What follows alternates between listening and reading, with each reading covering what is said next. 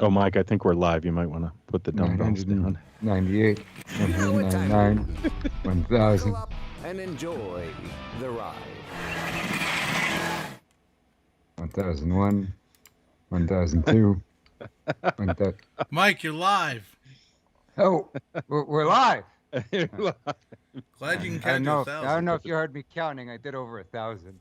I heard that, man. That's pretty good. And we are live. Greetings to our loyal WFYL listeners around the world.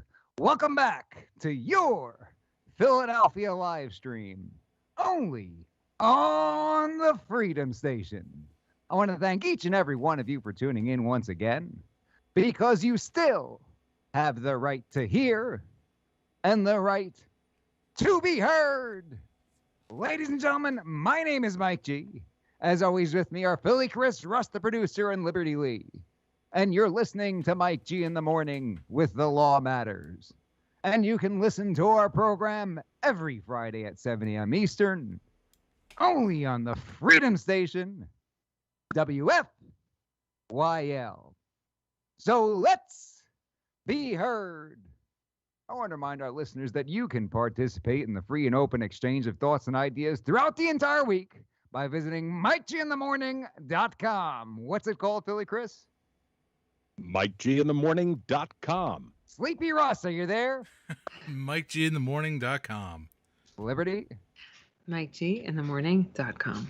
Tell your friends, tell your family, tell your barber, tell your Uncle Jerry, tell anybody who listen to check us out at MikeGinTheMorning.com. I also want to remind our listeners about the powerhouse lineup we've got here at the Freedom Station.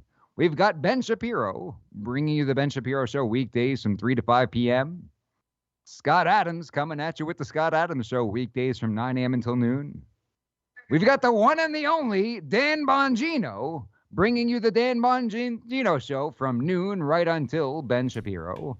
And finally, we want to welcome to the Freedom Station family Michael Knowles, bringing you the Michael Knowles Show weekdays from 5 to 6 p.m. Hey, Mike.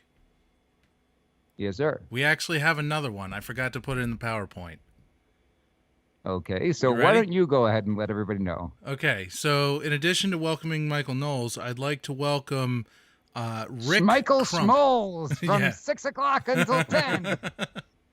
No, I'd like to welcome Rick Crump, who has started a show called Kinetic Faith. It's weekdays, 11 a.m. to noon. Weekdays, 11 a.m. till noon. So Yes. Scott Adams is 9 a.m. until 11 now. Is that correct? Yes.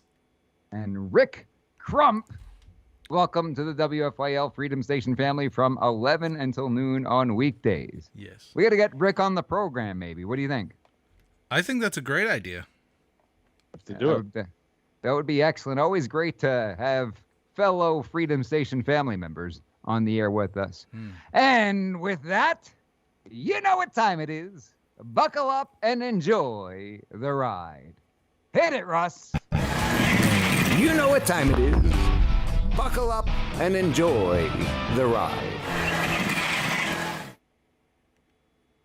So what happened last week? You guys having too much fun without me? Do we have to answer? Philly Chris over there, he's speechless. He's absolutely speechless. I think he might be frozen. Yeah, sorry, I lost you guys there for a second. Oh, well, thank you for taking the reins from me there last week. I appreciate that. Blink if you're not a Oh, lamp. yeah, no problem. Thanks. We're Thanks still for that. allowed to be on the air somehow, so I'm a little surprised by that. You obviously haven't listened to the full episode then. thank you for not Yeah. getting us kicked off of the air. That was, although I can never guarantee that myself, right? That's right. That's right. We've had our challenges, haven't we, Michael? And I love Philly Chris. Excellent co-host on the program. Love having you here. But I think I gave Thank you you. 48 Love being hours notice that you would have to be doing the program for me. That's And correct. you come up yes. with a guest in less than 24 hours. You've been on this program for, how long? A year and a half? How many guests do you bring on the show? I tell you, you're in charge now. You could get guests, no problem. Renowned guests. Everybody knows about this guy. I'm going to get him on the program. Piece of cake. Oh, wait, I'm in charge now? I'm in charge now? Yeah, sure. Let me get these great guests for you. Otherwise, you're on your own, Mike G. That's right. I needed there to be somebody there. It's going to be different with just me and Russ, right, Russ? So that's what I'm going to do in the future. Thanks for the I'm going to tell you every week that I'm not showing up, so that's you right. get us a guest. Right. And then I'll just show up at the last minute. Surprise! Surprise! Here I am. I believe that's the first time that you did the show on your own. Is that true? It is. Yeah, first time. Yeah. It would have been nice if Russ knew. I enjoyed it. Yeah, I think we had a good time. Had a little technical issue at the beginning and got a little bit of a late start there, but it was fun to do. We had some good people hanging out with us. Does technical issue mean Russ didn't show up for his job on time again? Is that what that means? I was trying to be You know nice. what, guys? Yeah. You know what? Poor Russ. I keep you guys muted because what's going on here? Why has this changed? I keep you guys muted because every time I get a message from somebody else, I get like one message or maybe even two if it was like an incomplete thought kind of thing. I look over at the thread with Liberty and Chris and Mike G, and there's like 85 new messages, and half of them are, oh, somebody liked this, somebody emphasized this. Just, I consider those spam. It's mostly Chris and Liberty. Yeah, it's mostly Chris and Liberty. Mike is usually nowhere to be found. Yeah. We go to bed kind of early, so it's never really super bad. Okay. I just figured in a 48-hour window, Russ might have known that Russ had asked us to do it, but a little bit of a surprise. Or what do you do? Turn it completely off? I told you last week you should give me a call first. You had enough time to guess, which you never do. And Russ didn't have enough time to show up on time. Well, no, it wasn't that I didn't show up on time. Oh, gosh, here we go. Mike, it's not that I didn't show up on time. It's I didn't have the program set up to be for one host. Today, Junior. Come on, man. We got Joe Biden running the board over there. Yes, he's actually in my ear. Joe, get out of my ear. Yeah, we get into your hairy Skype legs are giving me a rash. Are you kidding me? I'm like. Well, that must have been fun. I was actually on the chat, and yeah, it was quite a while. We were waiting for Russ, and Chris was kind of improvising.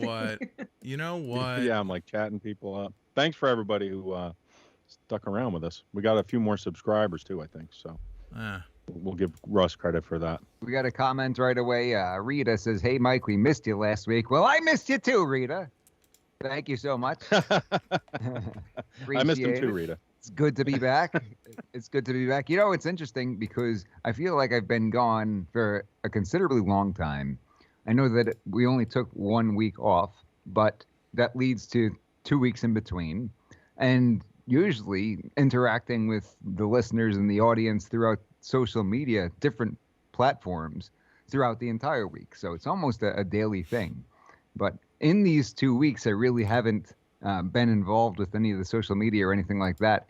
So it feels like a very, very long time since I've gotten to interact with the Mike G in the Morning family. So thank you, everybody. It's good to be back, and it will be good catching up with everybody here. So all in all, what do you think, Philly Chris? Did you have fun? Yeah, had a good time. Thanks for the opportunity. No, seriously, I appreciate it. It meant a lot that you put your trust in me to do it, and we're still in the air, so I'm surprised. I don't know what's wrong with me, but I guess I like to live dangerously, right? Right, that's right. Like, you sure? Wild sure? things. Riding a jet ski 80-something miles an hour. Did you get a chance to listen to it, or I know you had a lot going on, obviously, which is why you couldn't make the Let me tell you about the week that I had. Yeah, I want to hear about it. Can you talk about it? I was hoping you could share with the listeners because I know you had some serious legal stuff going on there. I do take vacation usually about 5 days a year, and was on that 5 days when a judge instructed me to come home from vacation because he wanted me in his courtroom. Very Wonderful. nice, right? Couldn't wait. So nice. Did he pay you extra? What's that? Did he pay you extra to be there? Yeah, judges don't pay you; they just command things. So okay. That's right. I had to go into court, cut the vacation short, come home. I was actually on the way back right around the time slot, so that's why I wasn't able to be on the air. last week and got to court on Friday to be yelled at for 10 minutes in a row and have my motion for continuance that had previously filed be denied. I don't know why it couldn't have just been denied. Hey, don't worry, it's denied. Stay on vacation. Right. So you had to come in just for 10 minutes to get denied. Come in to get yelled at for 10 minutes. Wow. Yes. Mm. That was fun. That was fun. Yeah. Sounds exciting. Yeah. You should have yelled at him the way that I would have yelled at him. Law school was a lot of work. Put a lot of blood, sweat, and tears into that. But when I get to stand in that courtroom and get yelled at by a judge for no reason, it makes it all worth it. When I get to leave vacation early, to wake up early in the morning and go stand in front of a judge who yells at you for 10 minutes in a row for no reason to deny your motion, it makes it all worth it. Now I remember why I spent all those long hours in the library and shelled out all that money and went out on a limb on all those student loans to do this. Makes it all worth it. Exactly. Yeah, that's what we're dealing with. So, under what grounds can they deny it? I mean, I guess the judge can do whatever they want, pretty much, right? But like, what was his reason? That's the interesting thing. Yeah, sometimes you can set up a motion and think you're 100% in the right as far as the law goes. You can know you're 100% right in the right. And ultimately, if it gets denied and the judge goes the other way, sure, you're going to have issues on appeal, but you're stuck with it for now. Mm-hmm. You're going to have to go through it, have fun. Have fun. So there's a colleague of mine who, anytime I bring up something legal, and this is a guy who does a lot of criminal defense work, he's in and out of courtrooms all day, every day. He's constantly litigating, constantly dealing with different judges in different counties. And every time we talk about the nitty gritty legal stuff, because that's really where my passion lies, is when you're talking about these legal discussions, you're getting into these legal principles, you cite the statute forwards and backwards, all the case law for it, against, and even different arguments that people could make about it and what the counter is. I pride myself on knowing a lot of that stuff inside and out when it comes to gun law. Sure. But this is the kind of guy who I don't want to say I think it's fair to say that he's jaded because he's dealt with so many judges in the criminal justice system. And ultimately, he often says, blank the law. When I bring up something, well, the law says, he's going to F the law, because the law only matters so much. It's the guy in the black robe who makes the decisions. Yeah. That ultimately matters. And that's true in a lot of situations. So we got Stacks Farm said, I didn't get a notification you guys were live. Oh, well, good to see you, Mike. Thank you, Stacks Farmstead. We appreciate that. We did show your video live on the air a couple of weeks ago. Maybe we'll do that again later on in the show. Would love to have some kind of an update. I didn't get to check anything because I've been out for the last couple of weeks, but we did show that video on the air. Hopefully people were generous and able to help the Stack family meet that goal and deal with their newborn loved one who's experiencing those issues, and we'll be keeping the family in prayer. So thank you for joining us and chiming on in. There's so much going on in the news these last few weeks, right? Seems like the world is on fire, doesn't it? Yeah, the fire keeps growing, I think, every week. Yeah. I mean, literally. It's like, what is next? What's going to be next? What's your prediction? What are we going to see that we're not seeing right now that everybody's going to be like, oh, my goodness. What do you think, Chris? Well, I think there's going to be some major things going on this fall. I've mentioned things about the U.S. dollar on the program in the past. We've talked about it being a fiat currency, and I've seen some things to indicate that Russia and China might be working together to start doing oil transactions off of the U.S. dollar. So that could definitely impact our monetary system here.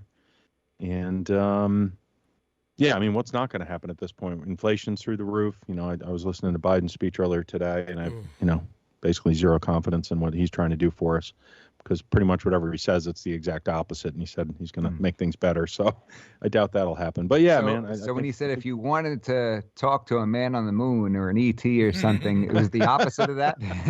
Pretty much, right? Doesn't it seem that way? I mean, right? Are we all in agreement? How could you even logically get to an opposite of most of the things that he says? Just you wait. have to really map that out, right? Yeah, right. I mean, whatever. Well, they said they wouldn't mandate vaccines, and now they're doing that. So that's true. And that's a big one. That's definitely a big one. Sure. Coming into private businesses and saying you've got over X amount of employees, then you've got to mandate the vaccine.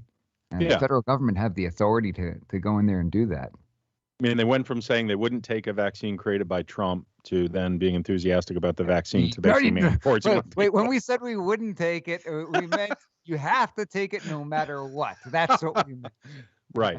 Unless you work in our administration, and then it's optional, because it is optional for people working in the White House and stuff. So. Right. Could you imagine, though, had Trump been reelected and came out and said, I'm going to make it mandatory that everybody get this vaccine? Oh, yeah, right. And I think he was reelected. I'm not positive on that. Well, if Trump were up on that stage in January. Right? Right. Yeah, something happened there. And Russ and I were talking about what happened in California there too. I think we got that one right. That the recall wouldn't go through for Gavin Newsom. So, as in he was going. I guess to they like the way California.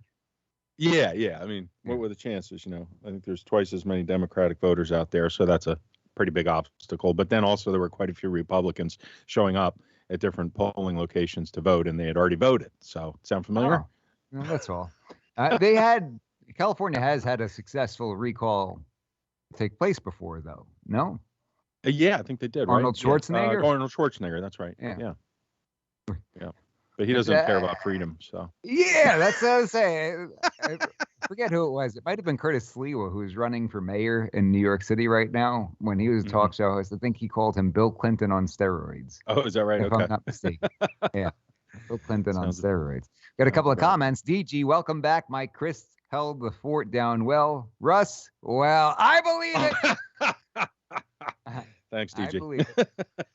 Randy Swice says, Randy is in the house. Randy, welcome. Randy in the house. Ladies and gentlemen, Randy in the house. Randy, hey now. DG, Newsom won the battle, not the war. Well, is there still a war in California, though? Or is that war over? Has that war been over for a long time? Are they going to only have fewer and fewer right-leaning voters because people are simply picking up and leaving? Yeah, well, that's a good point, too, actually. Yeah, a lot of people are leaving, so. How many people have decided to stay there and tolerate that for much longer? Or people just picking up and going other places? Apparently enough, I guess. Yeah, I mean, it's interesting to watch it. Used to be a beautiful place, but it seems it's a mess now. It seems like all the sensible people are moving away from California, while all the idiots stay there and keep voting for the same crap. And eventually, I don't know. I guess California's just going to disintegrate, or they're just going to keep borrowing all of our money. Stacks Farm says it was a fortified election in California. Well, that wouldn't surprise me, right? Mm-hmm. That wouldn't surprise me if Kamala there's funny had time business to go out going. there. Sure. She didn't have time to go to the border, but she had time to go out there. Mm-hmm. Biden too, I think. Yeah. Absolutely. Amazing. That's amazing. But with them being out there, it's particularly Uncle Creepy. Is that the person you want going out there and saying, no, you got to vote for this guy. This guy's a good guy to vote for. You want his support? I guess California voted for him overwhelmingly, right? Yeah, it seemed like it worked. So Allegedly. Yeah. I did witness in person, basically roadside Trump rallies in Beverly Hills area in late October, early November of last year. Which about that, yeah. I couldn't tell you if that's ever happened in previous elections for someone who got blown out the way he did. Right? Yeah. Right. That was one of the stranger things is I spoke with you and said, you've been through life long enough that you've seen one-term presidents like George H.W. Bush and Jimmy Carter. And when they lost those elections leading up to that, were there pop-up roadside rallies for those candidates? Or were there stands on the side of the road telling T-shirts, hats, and flags for those candidates? I mean, no, I don't think so. Is that what was going on over there? I mean, were there people that supported those candidates that fervently and showed up all over the place and ultimately wasn't enough. No, it seems like something's not right. Yeah. Pretty sure of it. But I understand why people ever have questions. Arizona results are supposed to be out fairly soon, hopefully within the next week or so. And Pennsylvania has had some traction. You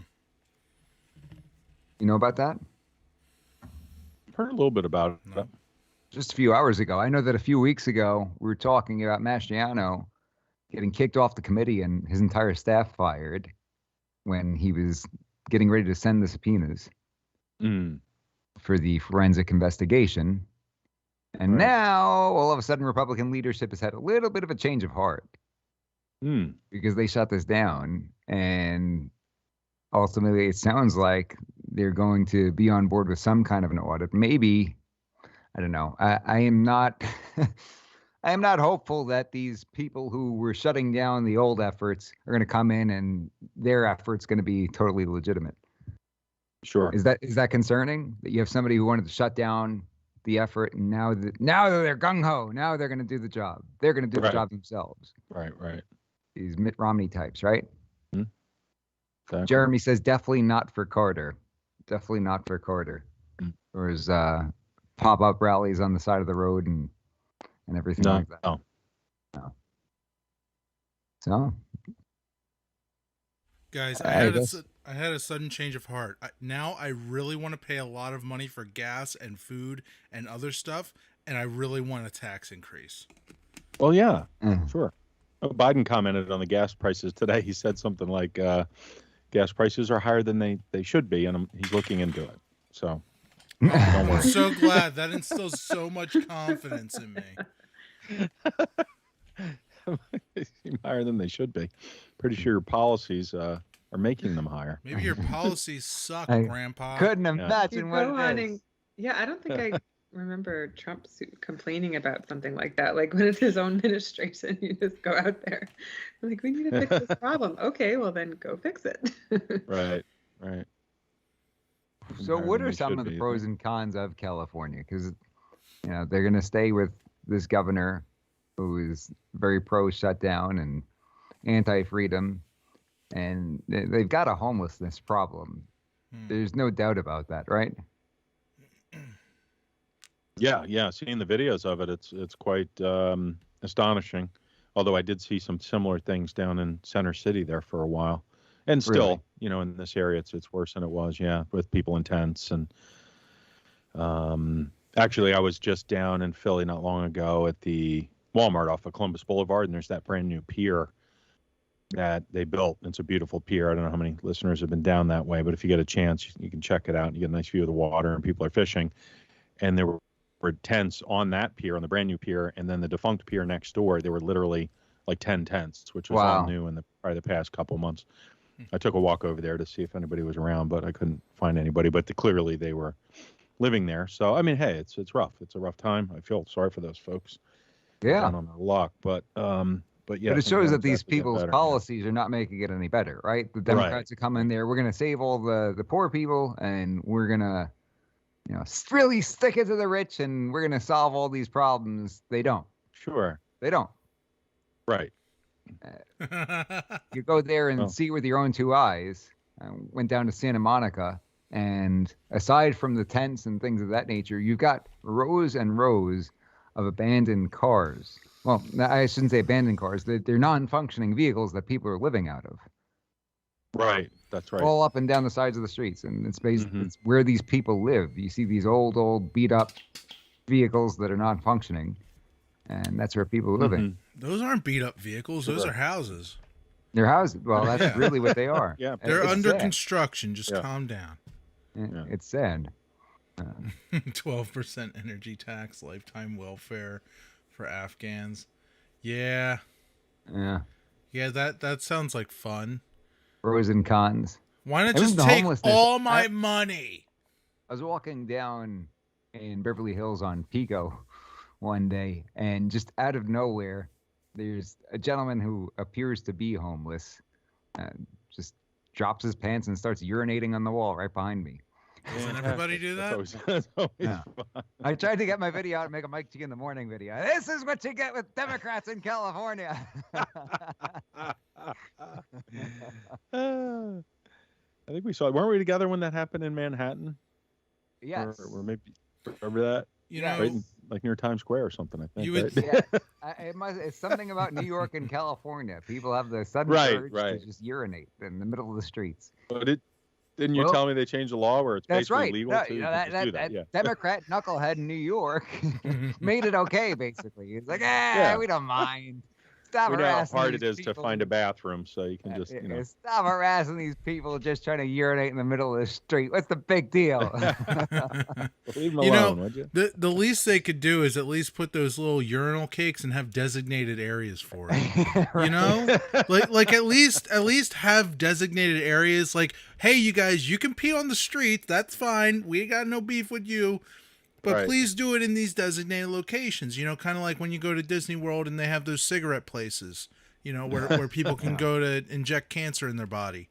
There you go. There was a bus, or maybe it was a street sweeper in New York one time. I was out there doing Newsmax, and Manny McMahon was actually with me. And it was, I believe it was a street sweeper Manny truck. McMahon. And some kind of valve was open and it was squirting water all over the streets, just this solid stream. So he takes out his camera and he starts taking a video. He says, "Look at this.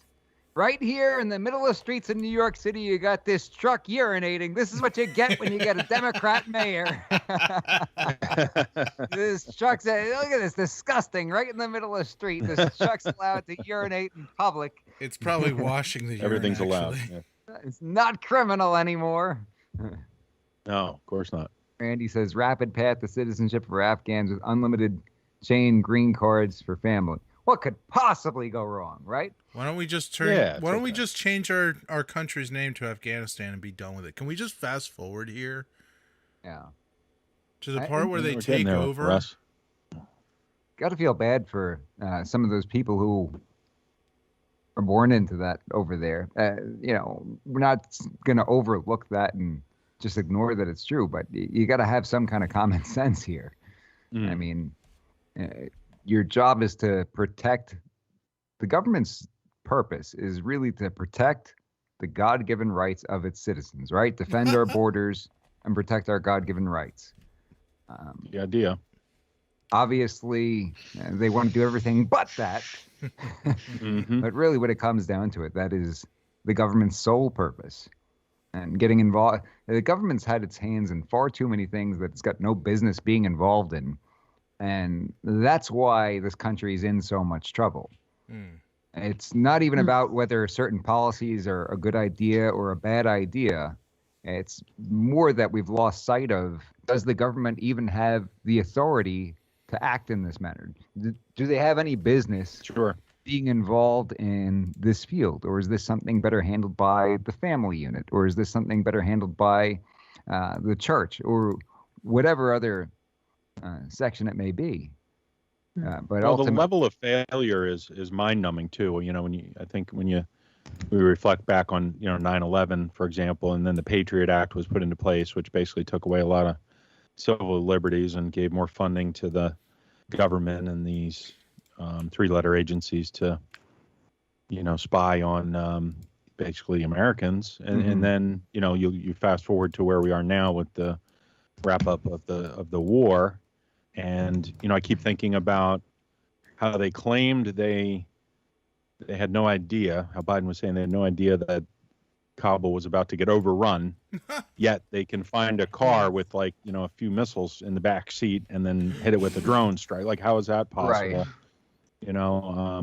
Yeah. So a lot of things just don't add up. Yeah, I think Jeremy said resources being in one of the misallocated. previous episodes in the comments, Jeremy said something about they knew well that it was going to be overrun because they had all these problems leading up to it. And I Right. love It doesn't how add up, he blames all of that on Trump. Uncle Creepy blames all of that on Trump, right? Well, that's He the goes first out only there word. and agreement he says, had "Oh, to- well, this was all in place and there's nothing else like it." You've spent every minute of every day that you've been in office undoing things Right. that Trump has done. But this one, you're like, I can't mess with it, right? That's set in stone. Sorry about that. Yeah, probably the most important one too. You know, and it's not even the original intent, but yeah. Jeremy says we really need to just give California to Mexico in exchange for a wall on the border and around California. Sounds like a good idea. I say we send Jeremy over there to perform the negotiations. What do you think? Is it all relative though? Let's do it. What do you mean? So I guess I got, not me and my internet fights. No, I didn't get an internet fight, but my cousin lives in New York. And so I said something about, come on, when are you going to move to Pennsylvania? And her other cousin was like, no, she's moving to South Carolina. Or it started off with him saying, when you coming down here? Because she's visiting South Carolina. And he said, imagine paying 25% less property taxes and payroll taxes, year-round voting, and people who love America. And I said, no way, she's coming to Pennsylvania first. And he said, not with who you all vote in to run the state. And I said, well, it's not so bad here on the ground, but certainly if we all leave PA, it's over for us. She'll be much better crossing the border here than in New York for now. So she's ours first. But anyway, we got a little back and forth. But I was just thinking, it seems like you can love a state, but what are you supposed to do? Are we all supposed to leave, you know? It's frustrating, but it's better than California. Mm-hmm. Yeah, but Pennsylvania is so important because it's still within reach.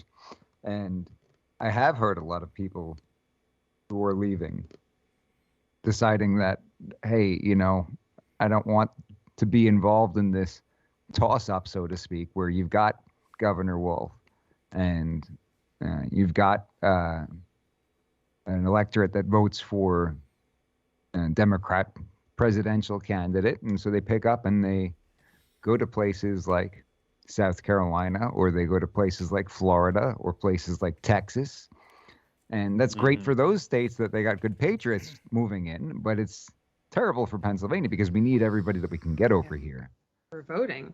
Absolutely. Yeah. Because if we ultimately lose Pennsylvania and falls out of reach, then this country as a whole is done, no? Well, that's what I was thinking. Pennsylvania's important. Pennsylvania looks way better than New Jersey and New York, but how does it look compared to, like, you know, another state that then I was looking at stats on like gun owners and different things, like you know, these things get your mind going. I said, how much better is Pennsylvania, you know, compared to other states? Like I wanted to look into it more. Oh, well, it's certainly better than New Jersey, right? Yeah. Better than New York. Yeah, we should do like our own rating, like list the states by what's the best state? What's the best state, like by our values. I would say our collectively. Let's go back to California. We should create a criteria and a grading system to figure that out. In New Hampshire, live free or die. I'm probably going to vote there. I'm down with letting Cali be Cali, New York be New York, but the problem is that they think their system is so good that they want to expand it to the national level and other states. That's called absolutely conquering. Yeah. That's you know, the strengthening of the federal government ultimately. You know, that's certainly the issue. And you know, when you think about how far apart ideologically we are with people on the left, sometimes you wonder, hey, is it time for everybody to just shake hands and move on and walk away? And John Bruno said, Mike, the left would never go for that. And the reason is that they don't want to be left alone. We want to be left alone. They want to control everybody. Yeah, right. They want to control our side.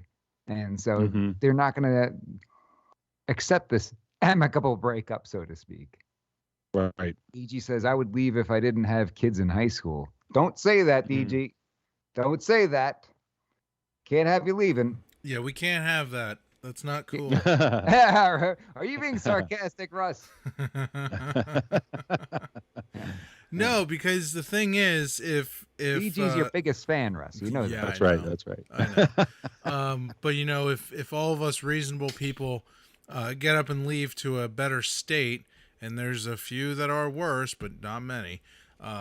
But if we get up and move to a different state, then that just leaves the people who bled here from New York and New Jersey to then take over. And a lot of elections hinge on Pennsylvania and a few other states. Sure. So, to me, we can't have that.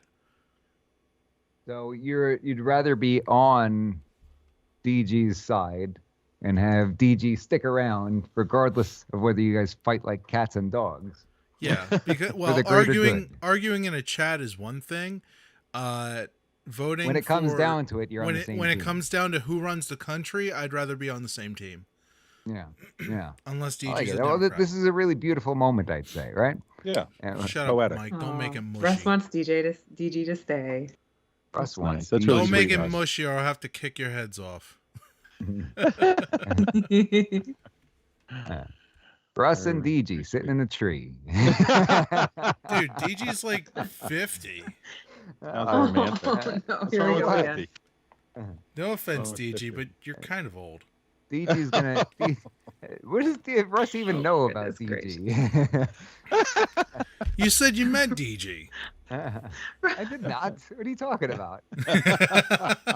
You spreading rumors now, Mike? Russ, you spreading rumors?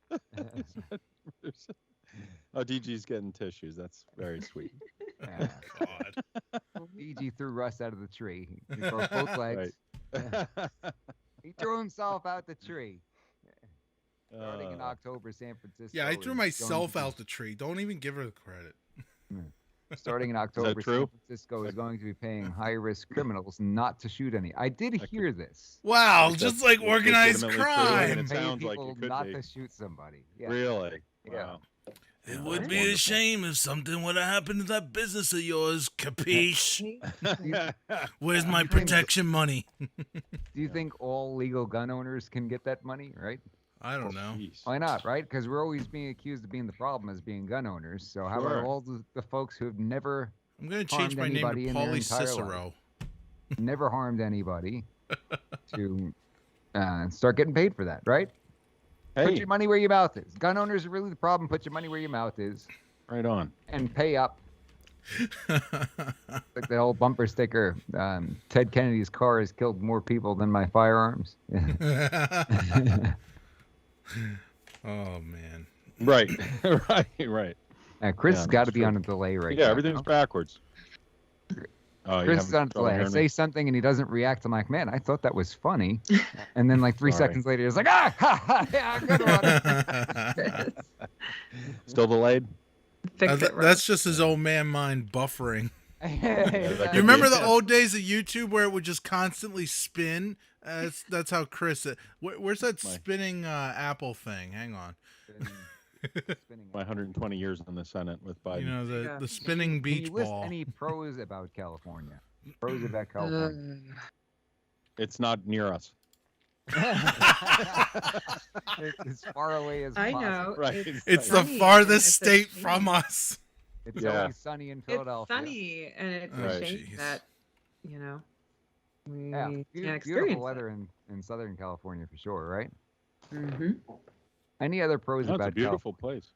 I feel like I'm the Well, I heard it was legal to pee Maybe on the wine. street. school Wine's guidance pretty good. counselor. I feel like I'm the school guidance counselor. All right, I know you guys are in a fight, but just why don't you each say something nice about one another?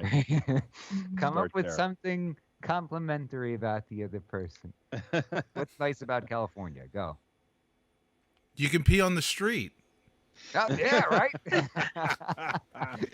One of the Exactly. cons is also one of the pros. Yeah. And drink good wine and just pee wherever you want. Yeah. Yep. Some Cabernet there. What else? The Any wine's other pretty pros? good. Do they have Liberty, or public did Russ dumping steal I was that- gonna say did Russ steal negative that? You were pro. about to say you can pee in the street? I was gonna say that after the Met Gala, I have absolutely no pros. No pros about Mm. California. But that's a whole different story. So what happened with that? I saw that AOC was walking around at this Oh. very highfalutin sort of event. Yeah. High society sort of people in this fancy designer dress that said something like "tax the rich" or something. Is that what it said? Yeah. Yeah. Tax a rich. I had believe, one yeah. that topped that, in my opinion. She paid like $35,000 for that dress. I think that's what I heard. Apparently Well, which is Looking into more that, than apparently what they some people donated the make in a ticket to year. her, which might be a violation. She may be I under think investigation for she got things donated, so that was like her excuse. tax the But, rich, but give me things free, Yeah. And she makes what, 170 something thousand a year? Something like a lot of that. facts came out. Does that about- not count as rich? What? So okay, so here's what I want to know. What qualifies as rich? Do you have to have a butler? Right. No, that's a good point. Like what is it? Can I be a multi-billionaire? Can I be a Bill Gates and not have a butler and just be like, well, I'm not rich. Sorry. Well, I'm sure she doesn't consider herself rich, but she makes more than probably 99% of most people. Yeah, exactly. Yeah. She's probably. Does that mean she's in the 1%? The 1%. Yeah. We're gonna start a new rumor. She also come from a family that was fairly well off. Yeah, and I think she went to a pretty decent something school. like that. Yeah, Boston U, I think, right? Yeah, she went to a nice school and from the streets. She had it rough. She had it rough, man. But I wanted to say the one that topped me. She's like, some years is really tough. We only went on, maybe 3 vacations, and there were some years where my dad barely even cracked 6 figures. Right. Oh, man. There was a dress, which I thought topped hers, or an outfit, where some celebrity wore a AR-15 turned into a sword, and it was actually to promote this company, guns2swords.com, that turns your guns into swords. And she came with the sword, but it's in I believe it's an anti-gun thing. I actually have the website there, Russ, in case you did want to put it up there. But I don't know if a sword is the same as anti-gun, because no, but it's to turn in your weapon. I believe that's the purpose of it. They melt it down and smith it into a sword. And that's what people are saying. Oh, swords are, there was all different controversies, but it's guns2swords.com. Everybody can go there and take a look. But it's a celebrity donning this, so I believe the purpose Isn't a sword also still a swords weapon? Don't kill people. People kill people. It's still. I think it's still a weapon. To encourage you to turn it in. That was my gathering. We need automatic sword control. National Sword Association. The NSA. Yeah. Good job. NSA. GG, good I job. thought that was the National Snake Association. I'm on the website now. Yeah. People have gone mad. We've got to get Dr. Snakes on this program. We're destroying your guns and forging them into swords. Into snakes. You know what? I want one of those. Snakes. That's even better. Yeah. I can't decide if I want one of those swords like Cloud carries in Final Fantasy VII, or if I want one like the knife that Rambo had. I mean, swords are cool, but it's basically here's how it says. It says guns to swords. Okay, ready, guys? The word buyback. It says gun to swords buyback, and then it has this thing: welcome, traveler. We're gonna take your guns. We shall melt them in fire. Forged from your melted down gun. Wait, it's getting to the bottom of it. And then it says, get a sword made from a gun. We're destroying your guns and reforging them into swords. There are 2 ways to get one. And then they have this whole thing. It actually looks like it's geared towards Russ.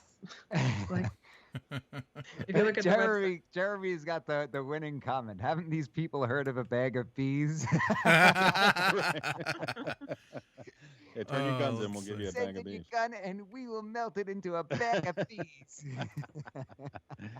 Live killer bees. Turn it into a bag of bees. Call 1-800-BAGOBEES. Well, Russ is their target market. Yeah. So we have to call that number and see where it goes. We did that at one point. It didn't go anywhere. It didn't go anywhere. Remember that when we I had think it that went studio? someplace, but we couldn't show it on the air. Oh, is that what it was? I don't know. You guys can't see it. You'll have to look at the stream for it. But I googled Final Fantasy VII sword, and this is what I would ultimately, make a gun into if I had to. This one looks pretty sick. Or maybe this one. You're a sword guy, Russ? You like swords? Well, I mean, now I do. I never thought about it before. Russ likes nunchucks. No, those are dangerous. Which gun would you guys send in? Bruce Totally Lee sweet with his nunchucks. Yeah, I bet you are. See that? Russ, you going to do that on air for us sometime? Show us your nunchucks routine? Yeah. You play what else ping we got pong going with on in them the like comments over here? We've got DG. So the dress was a donation. Get it right, Russ. A $30,000 donation. Jeremy says she got an ethics donation to complaint. who? DG says you are all obsessed with urine. Quit talking about urine, DG. We moved past that. I think you're the one who's obsessed. Well, now we're gonna bring it up again. We've reached a new low on the show. Congratulations. Or $30,000 for Russ to get proper technology training. You know what, DG? Yes, that would have been better spent, right? Yeah, we could have used that last week. Maybe. Shut up, Chris. No $30,000 we can get him to wake up in time. Right. Just turn your text messages on.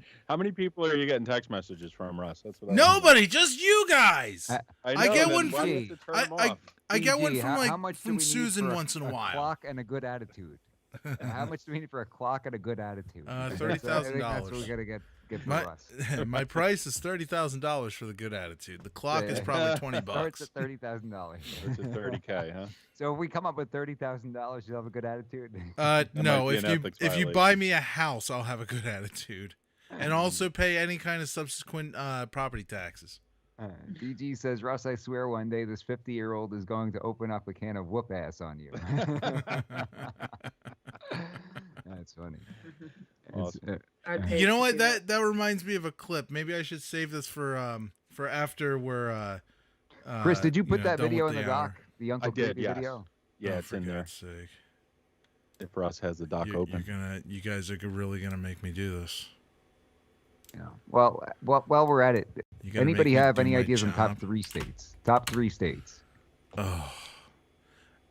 Not California, not New York, Texas? and not New Jersey. Hampshire, Do we have to work Florida. backwards? New Florida, Hampshire. Texas, Did New Hampshire go for Uncle Creepy though? They've. I don't think they did this time around. Maybe they did, but nobody actually knows. Up there, you know. Nobody I'm actually partial to knows. it, obviously, growing up there. States' rights. Yeah. Now, the problem is that the federal government is too powerful. And they have constitutional carry, live free or die. So have to We go know with where New Philly Hampshire. Chris is going. Let's see. New Hampshire, New Hampshire, New Hampshire. Florida's got to Yep. be up there too. Went Uncle Creepy, right? Yeah. So no, New A lot Hampshire of is no people move longer there in the from running. the big cities. Yeah, Pennsylvania that's part of the and problem. New Hampshire are disqualified. What am I supposed to look at on the dock? I'm trying to find it. It says Mike's link. Why are they What disqualified? about Oklahoma? I don't want to tell people Oklahoma because then all the Oklahomans will be mad at me. They'll be like, "You told That's a good everybody the point, secret, and all these people move in You and ruined ruin the it. place." I think people knew about Oklahoma. No, that's Well, what they're everybody sending the tells folks that me. are. I don't think they really know how great Oklahoma link is. from Mike. I don't think people are really aware Is it because I supposed to remember be this sitting there. TikTok? You're in the heart of this land where you've got like-minded people, freedom, pro-gun, all kinds of great cigar shops, great places to eat. Really, if you're a meat eater, Oklahoma, forget it. Oh, Good yeah, fishing, bet the steaks good are great. hunting. Ooh. It's Oklahoma. wonderful place. steakhouse Low or cost something, of right? living, and I remember sitting there, and I'm putting this out there. I'm going to get death threats now. I remember sitting there with some of the guys in the cigar shop, and these are very successful people, Shooting the and breeze. talking about how great Oklahoma, how much I enjoyed it. You guys got all of these great things, and don't tell anybody, please. Don't tell anybody. Keep it to yourself, Mike. People figure it out, and they start moving here. We're all going to be in trouble. That's right. Oklahoma may be number 1. Great. Ben So now, Shapiro- everybody from California is going to move to Oklahoma, and Oklahoma's going to suck. I give it 30 days. Entirely possible. It's funny though. A lot of people have these misconceptions about Oklahoma as to what's there and what's not there. And when I first got out there, one of the things they always said were, "Oh, you're from New York? I bet y'all thought we lived in teepees." And I would say, why the heck would I think you lived in a teepee? Why would you think that? Why would I think that? But a lot of people said that. I would say Really? the minute I said I'm from New York, I bet y'all thought we lived in teepees. It's like, no. I didn't think you're Indians. I mean, what's going on? Why would I think? Well, there's a heavy Native American population out there. I don't think people on the I coast don't know even that realize people. that stuff. Yeah. I think they just expect, God's country, red-blooded Americans type thing. Yeah, God's country is full of teepees, right? Yeah, of course. Yeah. There is another thing that we didn't get to talk about 9/11 last week. Yeah. We had an entire episode dedicated last year and had a bunch of people come on and tell stories and everything like that. And this is, sad year after year, obviously. And we miss those we lost very dearly. And, want to give, recognition to all the first responders who responded on that day and the families of those who lost their loved ones on that day. But that seemed to be always in Oklahoma the first thing people wanted to talk about with me. And is that right? Yeah, it was. I bet you thought we lived in teepees. And you're from New York? Do you remember 9/11? Like, yes, I very much remember 9. I know we say never forget. It's like that. Sure. Was, yes, very prominent in my mind. But I don't know. I don't know why people are always drawn to something like that. Like asking, but let's go back to one of the worst days of your life and let's talk about that. Right. How come they don't ask about the pizza? They really care. What's that? I think they really care. That's probably it. We probably have one comes guest. from a good place. We have a guest on the show here. I think Tony from Tulsa, and he's always asking, and he's very respectful on that day. I think he just truly, really felt it, even from across the country. Sure. Yeah. Crazy day. Yeah. I know we've got listeners who were firefighters during 9/11. Very appreciative of those men. DG says tornadoes in Oklahoma. I will pass. Oh, come on. Little tornado. I agree. We had one in Pennsylvania not long ago. Just a few weeks ago, right? You guys are stealing my thunder. You know that? My PSA was going to be about tornadoes. Oh, really? Yeah. You have a PSA? Well, yeah. Well, DJ stole it.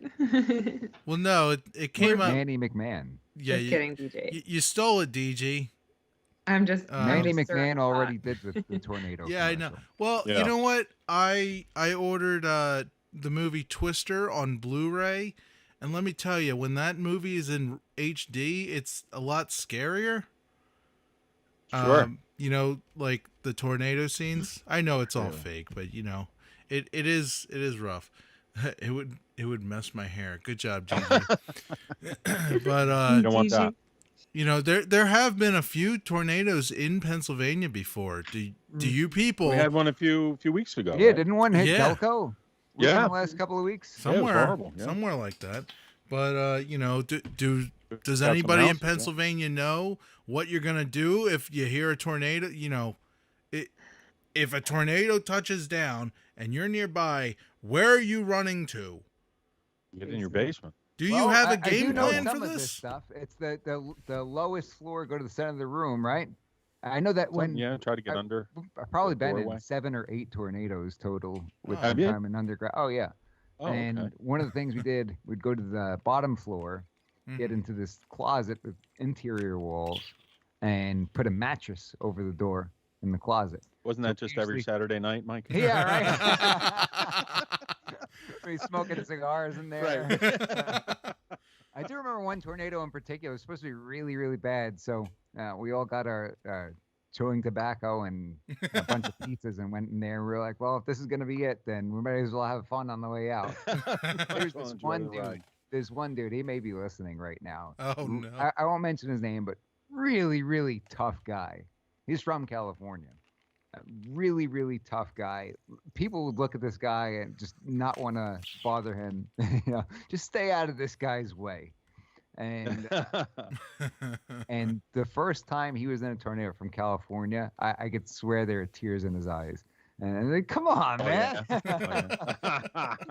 gonna die. We're gonna die. I guess if you'd never experienced one before, you just kind of envision what you see in the movies, Wizard of Oz kind of thing. Well, I'll tell you what, that one in particular, when it was all over, we went out afterwards driving around, and there was a gas station up the road that was just not there anymore. Just really? A gas station. It's gone. It's gone. Gonzo. Wow. It's crazy. I think they called it an octopus tornado because there's this really powerful tornado, and then others were spinning off, spiraling out of it, going in different directions. Oh, geez. I didn't even know they had an octopus. That sounds terrifying. Almost like the tentacles. They were spinning off. There were different tornadoes like developing out of it. They're shark tornadoes? From what I record. Yeah, the Sharknado. Sharknado. Okay. What else about another experience with a tornado? I was driving up to Wichita to go watch a buddy of mine play a ball game. My uncle lives up there, so I'm going to stay with him. Buddy's playing pro ball in Wichita. This is actually the organization that Cash managed for, Wichita Wingnuts. A guy that I played with in college was a pitcher for the organization. So I was heading up there. And I get calls. I'm getting a call from my buddy saying, "Hey, dude, they got us back in the clubhouse. It looks like there's going to be a tornado in the area. You probably don't want to keep driving on in. You want to find a place to get some cover." Yeah, I'm already on the way. Just going to keep going. And then, getting a call from him again. "Dude, sirens are going off over here. It's getting pretty bad. You're probably going to want to find some place to take cover." Whatever. I had a call from my uncle. He says, "You really need to, get off the road right now. It's pretty bad, and some dangerous things can happen." And then, as I'm on the phone with him, the sirens in my area start going off, which means, "Hey, look out! Look out!" And so I said, "Okay, the sirens are going off now. What am I supposed to do?" He said, "Well, are you near any cover?" I said, "No, I'm in Kansas. What do you think?" In the middle of nowhere. In a big cornfield. When you think of Kansas, you know what you think of in your mind when you think of Kansas? That's tornadoes. What I right. There's nothing anywhere. Right. And I said, "So what am I supposed to do?" He said, "Well, pull over and get out and lay in a ditch." I started. You're right. I know I'm from New York, but you're not gonna pull this one. This is hysterical. That's a good one, right? I got him. He laid in a ditch in the middle of the tornado. It'll save us the trouble of burying you. You get out and lay in a ditch. It's like, no, I'm serious. You're supposed to get out and lay in a ditch. I'm pretty sure either I lost service or I hung up on him after that. I'm like, this guy's thanks for nothing. Hang up the phone. I ended up making it through. And at some point afterwards, we had a conversation because I had seen as I was going by, like cars with windows shattered and stuff like that. And I was saying, some cars got really messed up. And he was like, "That's why you're supposed to lay in a ditch." "Why?" He said, "Well, if there's debris that's flying, you don't want to be on the road and have a 2x4 come through the window and smack you in the head." Right. Oh, so you weren't pulling my leg. Okay. All righty. How bad did it get where you were? Lesson learned. How bad did it get where you actually were? Did it pass through there, or were you okay? I was good. I didn't see the funnel cloud or anything that particular time. There were other times, and it's weird because you see the warnings and the watches so often if you live out there that a lot of people sort of get immune to it and desensitized. Sure. A lot of them don't do anything every time the sirens are ringing, every time something's on the news. So Wolf syndrome. That really confused me when I first moved out there, how sirens would go off. People would just be standing in their yard doing work or whatever, not really preparing for a tornado. And we always took it very seriously. And then by the last year I was out, I've been out there 6 years already. I remember I was with somebody, and I'm out there on the porch, and sirens are going, and we got a watch on the TV. And I see the funnel cloud, and they're like, "Do we need to do anything? Will we be okay?" And I looked and I said, "Yeah, we're good. It looks like it's going in the other direction." It becomes normal for you. Yeah, that's pretty wild. I've never seen one. That would be pretty. Is there wild. Gotta send Chris to Oklahoma. Yeah, let's do it. Is there a distinct sound that the tornado makes? Does it sound like a train? It's strange. Yeah, yeah. I would agree with that. It has a horn and everything, right? Oh, does it have lights? There's actually the one that I saw. There was a guy with a funny hat sitting in the front. Right, he's an engineer, tornado engineer. Tornado engineer. I heard that they can like take cows up and like release them somewhere else. Yeah, that'd be crazy. Yeah, so do aliens. Yeah, that was awesome. We had that flood out in Philadelphia recently, and yeah.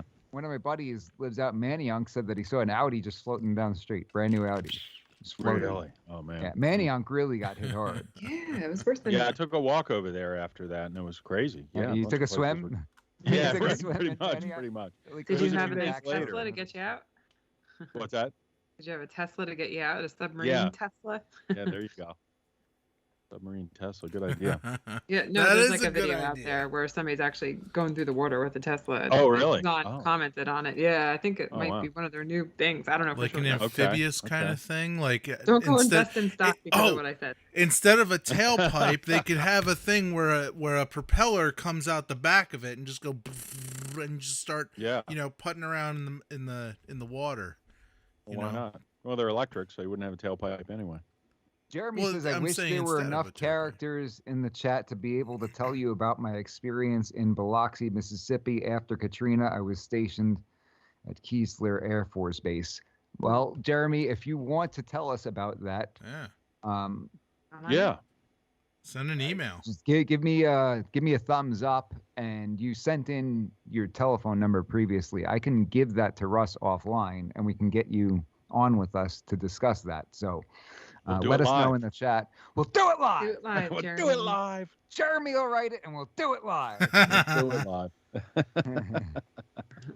So give us the thumbs up if you want to come on. I will share your number with Russ, and then we'll get you on the phone. For those of us just tuning in, you're listening to Mike G in the Morning with The Law Matters, only on the Freedom Station, WFYL. I'm happy I got my PSA in. So Oklahoma led the tornadoes. What are the other states that are in the running? What other states are in the running for best states? South Dakota. Texas. South Dakota? Yep. Why is that? I genuinely have no idea. I just pulled South Dakota out of my butt. Is that because of the governor? I don't know. I don't know anything about South Dakota. Russ has got a crush on the South Dakota governor. I don't even know who the governor is. I believe you do. I believe you do. What's going on? Is that what's going on? Christy, no. Now I have to Google this. Yeah. Right up. It's probably some turkey neck old fart. Turkey neck.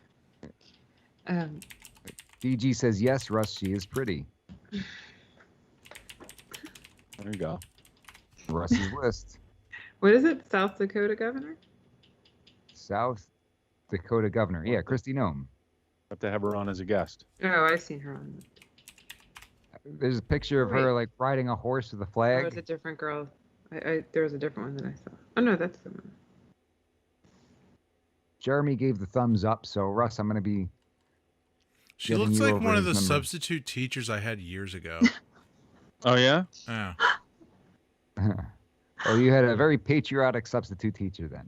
Did she not come here into the class riding a horse with the American flag and a cowboy hat? Yeah, she was shirtless like Vladimir Putin. Give her a call. Get her on the show. Listen. This is a family show. Right. This is a family show. We talk about urinating on the streets, not shirtless people on horses. That's shirtless female governors. Yeah. Oh my goodness. BG said her father was a farmer and died when she was young. Oof. Oh, that sucks. Yeah, that's sad. Yeah, I like her. She's cool. I've heard her do speeches before. Yeah. All right, Russ, did you get that number? Let's get what number? Jeremy on. Where are you sending it to me? Oh, are you sending it to my muted text thread? In the muted text thread. Yeah, thanks. You Thanks. have no ability to look at to learn anything about this program Right. or the details. Yeah. Oh my goodness. Because you guys spam all the time. Yeah. Spam. Russ doesn't do email, doesn't do text message, doesn't do telephone. His email's full of spam too. I actually, I'm looking into investing in carrier pigeons to get Probably Russ be all more the information effective. that he needs. Man, this is killing my confidence, Philly Chris, that you're having this delay. Because every time I crack a joke, you don't respond. I'm like, man, I'm sorry. It's just because it's not funny, this. Mike. What's that? It's because it's not Is everybody else funny. hearing the delay? I know you're rubbing off on me, Russ. I read the Russ handbook on how to not be funny. Wow. I'm only halfway through. I'll just laugh in advance of everything you say. I'm only Mike. halfway through the Russ handbook on how to not be on time. You know what? I did. That's right. You know what? You're doing a good job, Mike. You learned a lot. You showed up 5 minutes before the show. All right, I'm calling that number now. I don't even know who it is. What is it, Jeremy? Be prepared for a call. It's Jeremy Miller. Okay, don't answer the phone. What do you want? Hello. Ladies and gentlemen. Is this welcome to the Jeremy? program. Hey, Mike. Jeremy, thank you for coming on the program. We're on the air, so don't use any curse words, all right? I will definitely try not to. Don't be a Jazzy Ralph. Try being the key word, right? It wouldn't be the first time it happened. You have to join the Jazzy Ralph Club if we have to bleep you out. But Jeremy, you said that you were stationed in Mississippi right after Katrina? Yeah. So Katrina happened, if I remember right when I was in SEER. SEER was a little over a month-long training. Where we get beat up and stuff like that. But right after that was my next training base where I was going to be for a year, which was Keesler Air Force Base. And so when we got there, the base was just reopened because everything was flooded. And it was just destroyed. Like, I've never seen anything like it. And what years did you serve? 05. I got in 05. I had an injury and had to get out towards the end of my training because it disqualified me from being flight crew. Gotcha. But I was like, I'd actually finished all of my training and the flight surgeon disqualified me from serving on flight crew because of my shoulder injury. But I was in Keesler for about a year. And so the first, I think, 6 months we were there, we weren't allowed to go off base. We were told there were still bodies washing up on shore. Oh, gosh. No way. Yeah.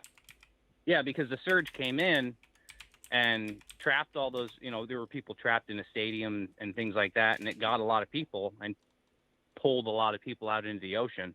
So they were washing up on the beach. Wow. We were doing a lot of humanitarian aid, like taking out water and things like that because nobody had power, nobody had running water. Water wasn't safe to drink.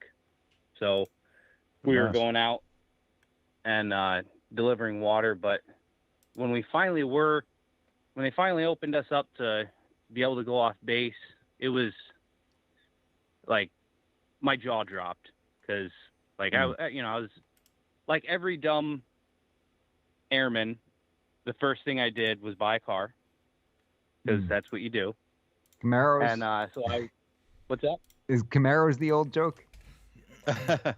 No, it wasn't a Camaro. No. I wasn't very smart because it was a place that had just flooded, and I bought a car right off base. So. Oh boy. Oh no. Yep. Oh yeah. Had some problems with it, I would imagine. Yeah. So that happened with a lot of people out there? Yes. Yeah, after I bought my car, our sergeants were telling us, hey, don't make sure you're not buying cars right off of base because they're getting a lot of the flood cars that went through the auction and they're selling them on these small lots. And I'm like, wow, oh, sure. Okay. Cool. Thanks. A little late, but Yeah, right. These What cars kind of piece of identified as garbage do you have roads. to be? What kind of piece of garbage? And I know used car salesmen generally get a bad rap for a number of reasons, sort of like lawyers, right? Yeah, they're But like the lawyers of retail. what kind of piece of garbage do you have to be to rip off the men and women in our armed services in a situation like that? There's small car dealerships around every training base. Well, there used to be, because the military got a little better about that. They realized that people were ruining their credit. Yeah, no, Wow. Cars, because they'd get cars that were junk and then they'd break and you don't make the payments and right. then they go away. But my first experience off base was as soon as you drive off, there was what used to be a hotel and was now just a complete skeleton. All the walls were gone. There was nothing. You could see straight through this hotel. Wow. And my friends and I had been driving around downtown Biloxi, where they had a Hard Rock Cafe that had just opened its doors the day that Katrina hit. Wow. And it was right on the shore, so there was nothing left of it. Smashed. And that's crazy. In Biloxi, a big thing is like floating barge casinos. They'd have casinos out floating on barges. Yeah. Kind of like that show with the was it the Ozark show? You ever see that? No. I haven't seen that, but I've heard that's a good show. Yeah. He like opens up a water casino or something like that. Like there's a boat, I think floating boat casino or something like that. Mm-hmm. Yeah, but these are giant barges, like the size of like oil tankers and stuff like that. Really? Oh yeah. Oh okay. Hotels on them, and they are huge because we were driving through Biloxi on a street that we'd gone down plenty of times, and I looked over at this what I thought was a building and saw barnacles on it. And here, one of the huge barges had floated into the middle of the city, and it was just sitting there. Yeah. Did you go in and get some chips? It was wild. No, it was. You didn't want to get out of your car. I bet. That's crazy. There was a lot of people in despair and stuff like that. It was not a good situation. Yeah. Were you around long enough to see anything get cleaned up after all that, or was it just like that till you left? Yeah, well, I mean that took a long time to clean up. There was a lot of damage, Sure. But a lot, it did get cleaned up a lot, and we were going out and helping. That was part of the stuff that we did. Go out and help clean up and things like that. We volunteer for it when we didn't have classes. It was either that or be stuck on. What's that? I think I think you cut out a minute. You said he was that or what? Or be stuck on base. Oh, gotcha. Yeah, and that's boring. Is it? What was it like on base? It was just boring. I was 19, so I couldn't. There were bars on base, but couldn't go into the bars on base. I was 19. Right. We did go to Mardi Gras over to Louisiana. That opened up pretty quick. Oh, we went to that. They had their priorities in order, right? Yes, they had Bourbon Street. Bourbon Street was the first street open. No, and we went there. There you go. Of course it was. Yeah. Got to bring the alcohol revenue in, right? Oh yeah, and a whole bunch of dumb airmen, of course. We drove over there, and to pass, it's. I'm pretty sure it's past the limits where I can get in trouble for this, but a 19-year-old going and up and down Bourbon Street, it was a good time. Jeremy, being in the military and all, what are your thoughts on what Milley did there with China? General Milley. That's I want to hear more information on that. That's if what they're saying is true, that he went to China, that's to unauthorized. I mean, that's not good. That's not a good to say the least, right? To say the least. Right.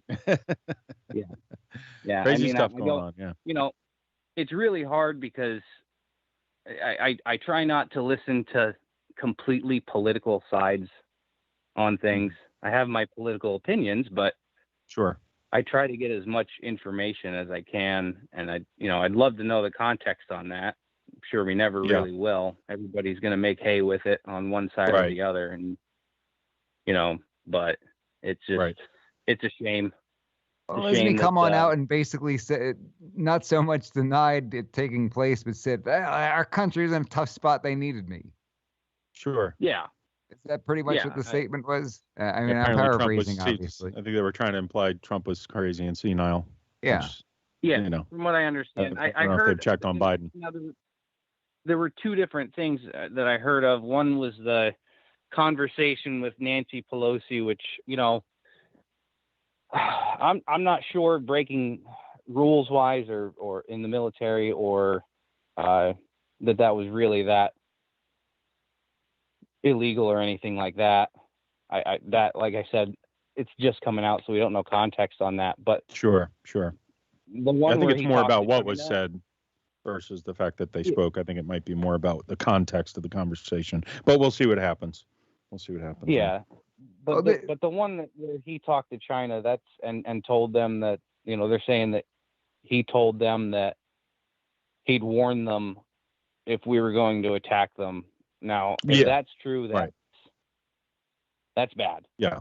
That's a problem. Right. Didn't you have an issue? I believe when we were reading through the comments a few weeks ago, Jeremy, didn't you have an issue with the things that he said during the Afghanistan exit and everything like that? Didn't you say that you thought he was being less than truthful with some of that stuff? Oh, yeah. And I forget exactly what it was offhand, but I'm not a fan of General Milley. Mm-hmm. Not a fan. Yeah. He's just that's one of the things that my criticisms of Trump is he did not make very good choices of who he allowed to be around him. That's very true. That's very true, and you really can't deny that if you're looking at it objectively. There was for somebody who I believe truly thought it was important to drain the swamp. There were a lot of swamp creatures crawling around him a whole lot, and he was able to be influenced by the wrong people sometimes and keeping certain people around. Yeah, I mean, he ran on draining the swamp. He should have. To me, that would mean go in there and just fire everybody. Right, clean house. That's going to be really. I know that would be really hard for him to do, being that he was never really in that type of situation where he's the president. But he fired people on television every week for how many years? Well, he fired people on television doing a job that he'd been doing, true. Forever. That's true. So he knew that job inside and out. He could cut the head off of his entire company and run it himself and rebuild it. Sure. He should be able to, I should say, running the company that long. Now, running a country is, I would think, entirely different. And I'm sure he had some trepidations about just firing everybody once he got in there, but that's really what he should have done. I'm sure he had a lot of people in his ear, though, giving him bad advice, saying, oh, no, you need people who have been in government because they know the way things work and they'll be able to help you like that, where really people voted him because they wanted a change. They didn't want more of the same. They didn't want the business as usual from these people who've been in government their entire lives. Is that fair to say? Exactly. Yeah. Yeah, I would have rather seen new faces and new ideas in the government than the same old riffraff that we have running around. They need to go. Mm-hmm. Sure. Do you think that if he were to run again in 2024, that he should come on out and really make that a part of his platform? Do you think people sort of feel something missing about his first term because that didn't happen as much as we would have liked? I hope that he learned his lesson is all I can say. Is I hope he learned his lesson, and I hope he learned who he can trust and who he can't. Right. And, I mean, you know, there were more slimy people in the swamp than he thought, right? yeah. Oh yeah. Yeah. I don't think that he quite knew how how deep the swamp was. Yeah, maybe that was it. It was just worse than he even imagined. And of course, they didn't do him any favors by making his life miserable and trying to stop any type of action whatsoever. I mean, for somebody to get anything done with the amount of opposition that he faced, literally everything that he tried to do, it's remarkable that he achieved all the things that he did during that time in office, wouldn't you say? Yeah. Yeah. And, I really think that probably the biggest, where the mistake happened, the biggest one that would have maybe turned his presidency around, was General Flynn. They shouldn't have handled General Flynn the way they did. Mm. They shouldn't have fired him. They should have stuck up for him. Situation, yeah. Because he was really one of the ones that was looking at, the national security apparatus and seeing that it was, political, that there were political hacks in there, that it was a swamp that needed to be drained. And, they made their hay with their narrative, and Trump, I don't know if he believed it or if he just didn't want to deal with the optics, but, he should have stuck to his guns and kept General Flynn in there. I think he would have been a greater ally. Mm-hmm. That's a good point. Do you think maybe that set the precedent as well? Because that happened so early on that they said, man, look at this. We wanted it. This is the strategy that we used. It worked. And we're just going to keep rolling with this for the next 4 years. And he's not going to get anything done for this country. We're not making America great again. You'll just see. Yeah, they treated it. I mean, I'll put it in a sports analogy to football. When you see a hurry up offense in football, once you get a hurry up offense going and play after play real quick, right off the bat, one after another, and you get that defense on their heels being pushed back, it's really hard for the defense to get any traction and the offense to get any momentum, because you're dealing with their offense so much. So that's really what the Democrats did, is they just quick hits after hit after hit after hit and just pushed him back. Sure. And he made a few mistakes here and there, and it just, it snowballed. Did you fly in the military, Jeremy? You said you were on an air crew, or? Yeah, it was air crew. I was an airborne communications specialist, so I would have been on the AWACS, flying over combat areas, making sure radio communications are working, or, That's like the radar and communications and stuff like that, right? Yeah, and we got would that big thing on the top, the big round thing on the top of the plane. Yeah, the white one with the round disc on top. Yeah, that's a cool plane. How many UFOs did you see while you were in the military? I didn't see any. No? Okay. He sounds like an Italian guy in Brooklyn when you ask him about a crime. Right. He's like, I didn't see nothing. That's right. I'm not telling you about it. Okay, we believe you, Jeremy. Did you hear any stories? Or anything? No. We like I said, I never even got to make it to my duty station, which was off at Nebraska.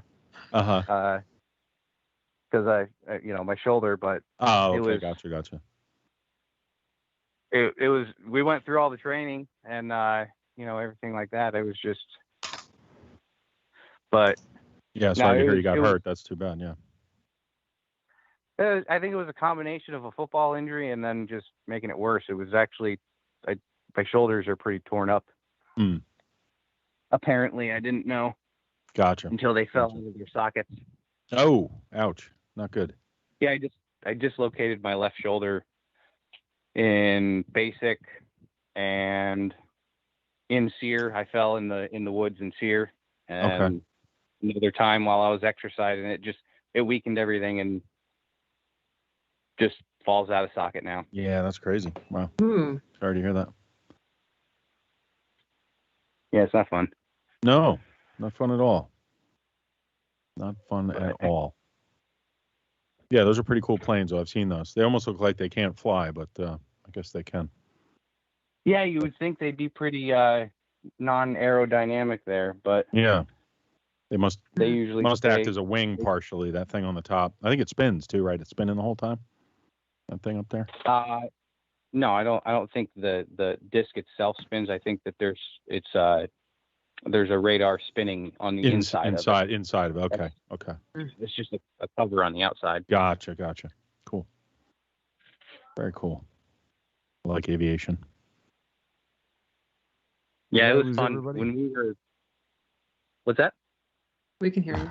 I guess everybody can hear me. I've lost everything on this thing right now. Yeah, we're having some buffering tonight. Chris, take over for a little bit.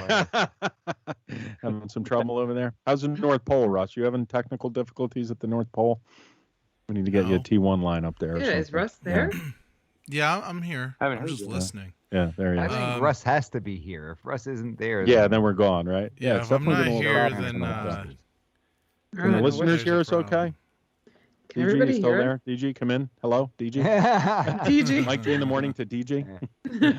DG's with the DG's actually me. It's just it's DG you? That makes sense now. That would be together, funny. I comment back and forth with Russ as DG. Yeah, I'm sure. Now that you know that Jeremy, not me, because he came on the program. There, DG's there. Okay, good. So we're still broadcasting. Oh, sure. Jeremy, do you think he runs in 2024? I hope so. Yeah.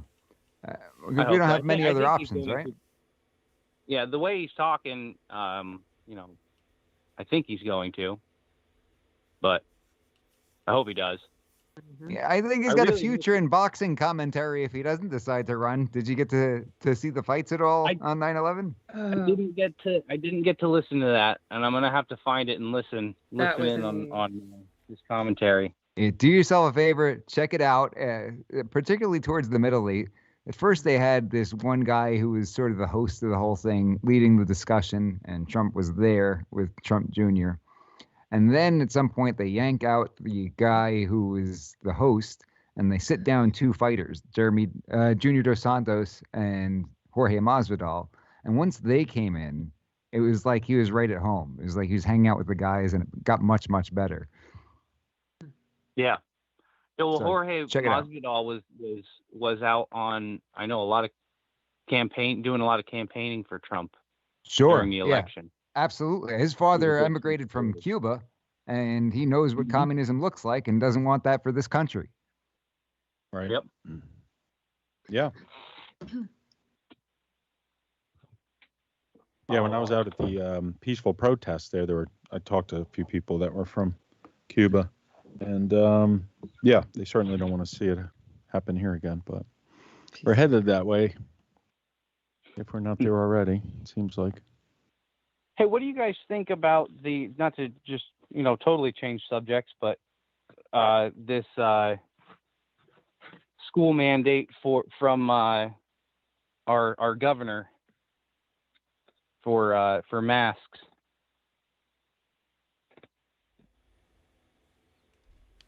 What do you mean? Did I lose you guys? No, Mike, we're still here. I think we're all just waiting for each other to go first. I think he may have froze, but there we are. What did you say? The school mandate about the masks? The mask mandate from our Governor Wolf. What do you guys think of that?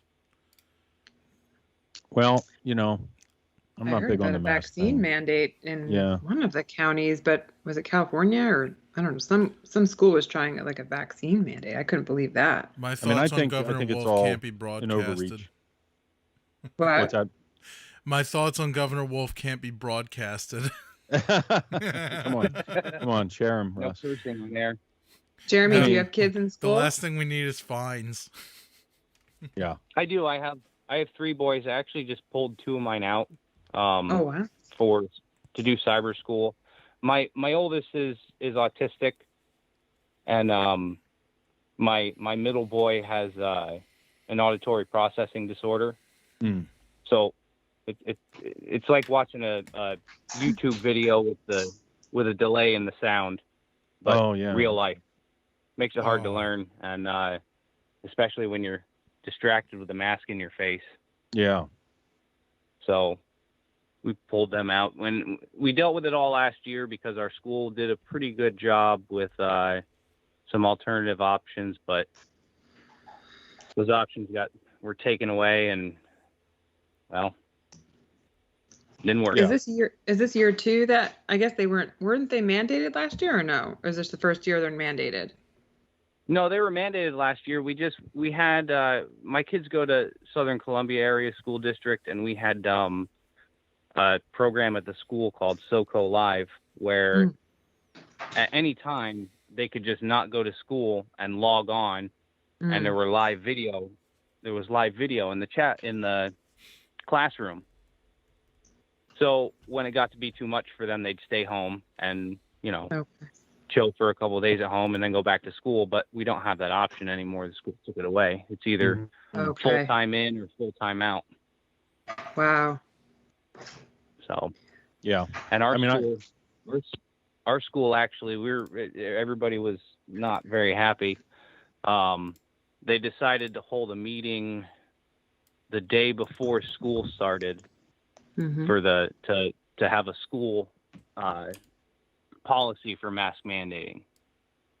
So less than 12 hours before my kids had to go to school, we were listening to a emergency school board meeting to see whether they were going to have to wear masks, and of course they did.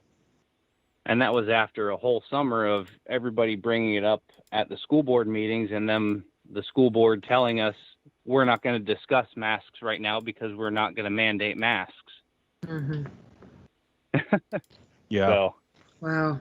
No, I mean, personally, I think it's a huge overreach, and I think that the science doesn't really support them being effective. I think they're causing, personally, I'm not telling anybody else what to do, but I think it should be a choice for an individual, the parents and the children should have say in the matter as well.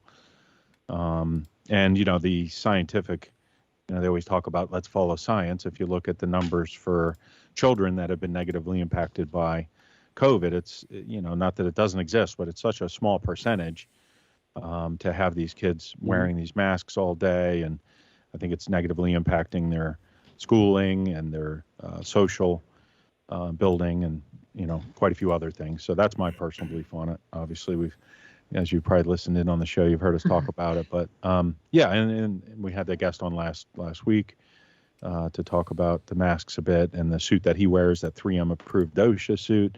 These masks say right on the boxes they're not for viruses. The virus is 1,000 times smaller than the particulate. People are reusing them, they're touching them. So I think they're actually causing problems. I think they're making people sick.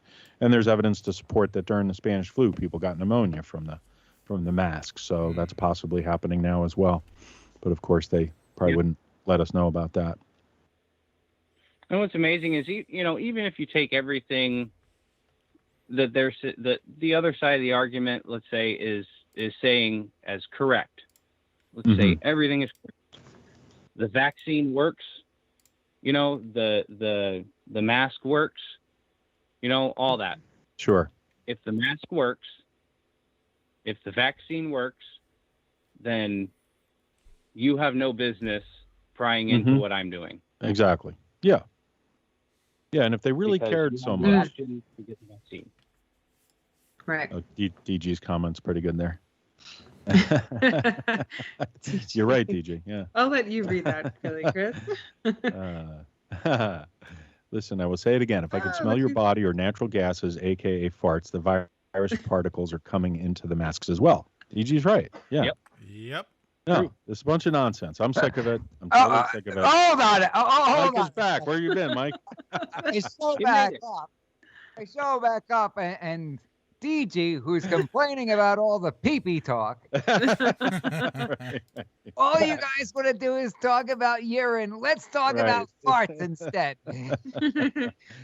I like that view better. Did you change your camera, Mike? What happened? I like this view better, though, actually. Not working right now. Oh, okay. I think this looks better anyway. Yeah. You have a new flag behind you there? What's that? I want to tell us about that. That looks pretty awesome. That was provided by a dear family member. I like it. Bless you. I think that was a call. That's all right.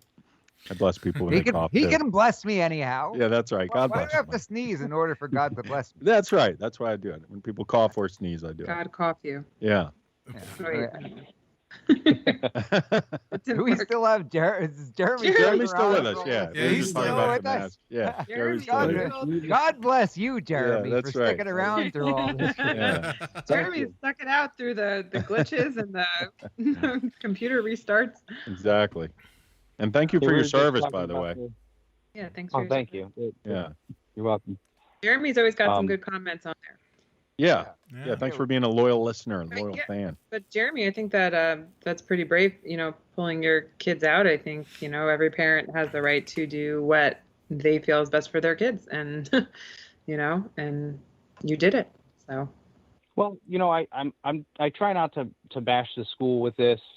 I understand, like in our area, it's about 50-50 of parents that are scared and want everybody to wear a mask, and and then the other side of the argument. So any way they go, the school board is getting screamed at, and right. that sucks. Mm-hmm. I can say that on air, right? Sucks. Yeah, you can say it. Yeah. Okay. They said a lot worse, Jeremy. And our school has done really good with our kids. Like I said, they both have their issues that they deal with. They both have IEPs through the school, and they've done a great job. Like I said, my oldest is autistic, and he was diagnosed at 2, and we were told he'd probably never talk. And he's an A student. Awesome. So, wow. Nice. They do pretty good. So they've done well, but they're actually teaching kids songs in school about wearing masks. Are they? Did you hear about that? Oh. What was that? I hear that they're actually teaching kids songs about wearing masks. They're Really? getting these kids to. I want to hear sing that. These songs. I haven't heard any of that. I have Universal to. precaution. Okay, here it is. I found. You find it? Wash your I will hands always with wear soap my and face water. mask all day long at school. I will always wear my face mask. It shows that I'm so cool. Masks help everyone stay healthy, teachers, friends, and family. I will always wear my face mask. It helps us stay germ-free. Boy, that's the worst song ever. That's propaganda, Oh, yeah, and it sounds they're like not- it's they're sung not by doing that at just our the school. weenies. Jelly life. It reminds me of that guy that was singing how much he loved Dr. Fauci. You guys ever see that guy? Oh, It might be on the YouTube. Yeah. oh Yeah. my Dr. goodness. Fauci. Is it serious? You're joking. Please tell me. Oh no, he was totally serious, man. What Let a me see if I can sad find it. scene. I'll try to find it. It's like the What a Dr. Fauci We need song. to hear your version of the mask song. Yeah. Version of the mask. Put on your mask. Do what we say. What does the mask Or we'll say? throw you in gulag. Right. Yeah. Exactly. Right. How is this not frightening to people though? It seems like brainwashing, doesn't it? Oh yeah. It totally is. Yeah. It's not good. Yeah, None but of it the mask is one thing, but the vaccine mandates, that's another, especially for kids in schools. This I mean, might be it that's- here.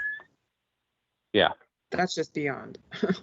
So Jeremy, Yeah, do you I know. think that I mean, I know. ultimately- Go ahead. Go ahead. All right, I- Russ will have to play this. I'm going to put it in the doc, Russ. For goodness sake, Chris. What was that, Mike?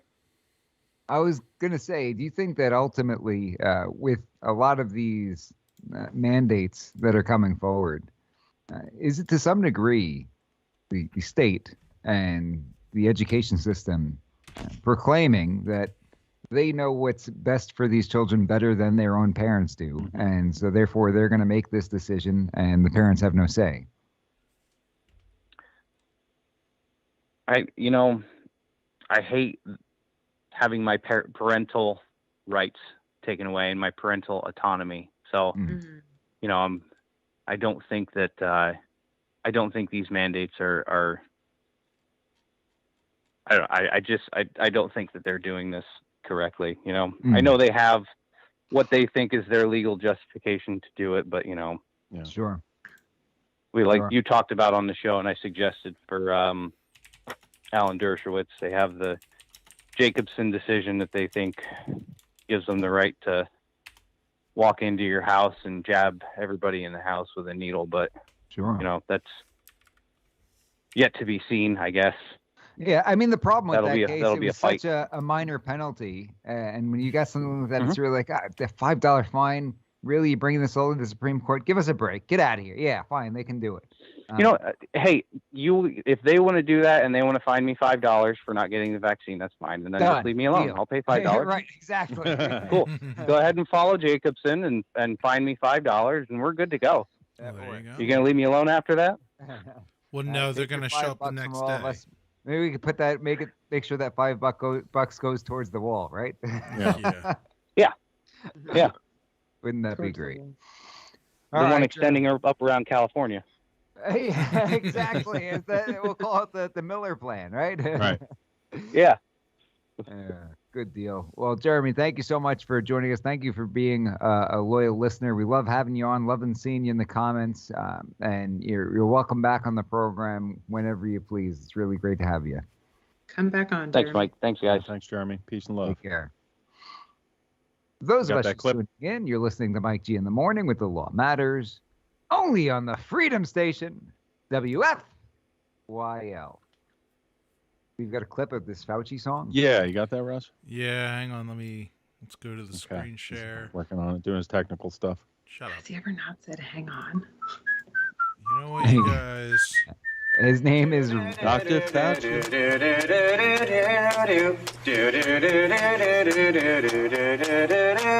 Dr. Fauci, give us vaccines.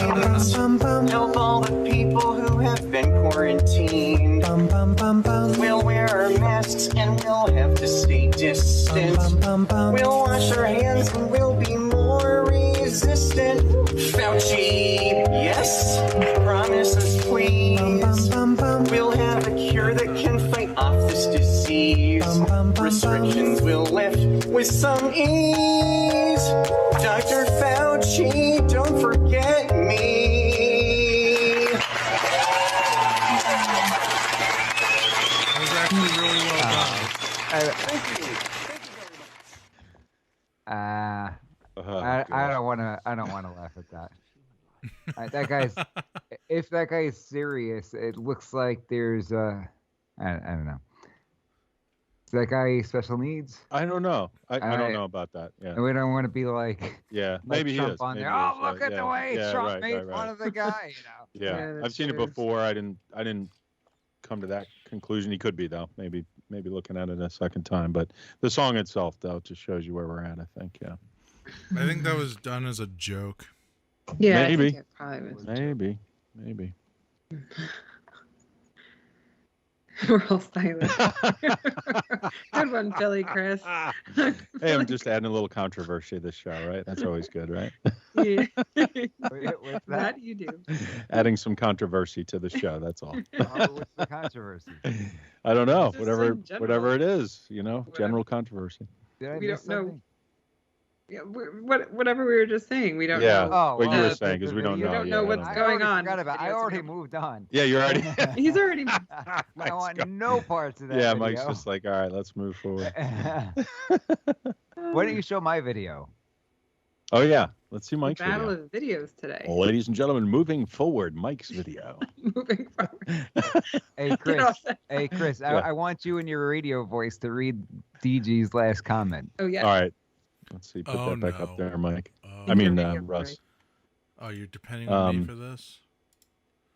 Did I Fauci was voted sexiest man alive for Time magazine. Urine, vomitus, diarrhea. Shall I go on? That needs to be a new segment. What does that mean? There we go. Leave it to DG to save us. DG said, "Oh, Russ is doing technical things." I was going to read that last comment. I'm ready to talk about my most favorite thing of the week. But I want to know from DG because now I'm on this soap kick still. This bar soap. No. What brands of bar soap should we be looking into? How do I become this bar soap snob? I like Ivory. I just use What Ivory. link am I supposed to be looking for? What's that? What link am I supposed to be looking for? The link that I put in there for Mike, under where it says. You said underwear. What, the TikTok that one? Yeah, it was TikTok, right, Mike? Great, can't wait. Yeah, make Russ click on. Jeremy Miller says gross. We're time to abandon the program already. We finally It wants me to log crossed in. the line. It was that top one, I think. Our most recent guest is no longer going to watch the program. I've seen this clip. It's funny you put that in there, Mike. Yeah, it's where he's just talking nonsense about common law or something, right? Just play it. Yeah. There's no way to make it full screen? Why is there no sound? Out what you mean when you say that Hold you on, would press apply pause, because for people who are listening, I guess we have to describe it. This is Joe Biden when he was asking questions of Clarence Thomas before Senate confirmation when he was appointed, nominated for Supreme Court Justice.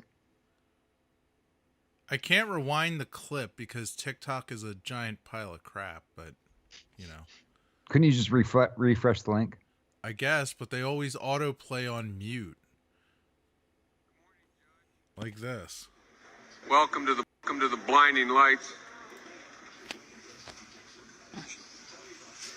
Finding out what you mean when you say that you would apply the natural law philosophy to the Constitution is, in my view, the single most important task of this committee. Senator Biden was very focused on natural law. How did that go? Who knows? I have no idea what he was talking about. I just want to make sure we all know what we're talking about here. That you and I know at least what we're talking about here.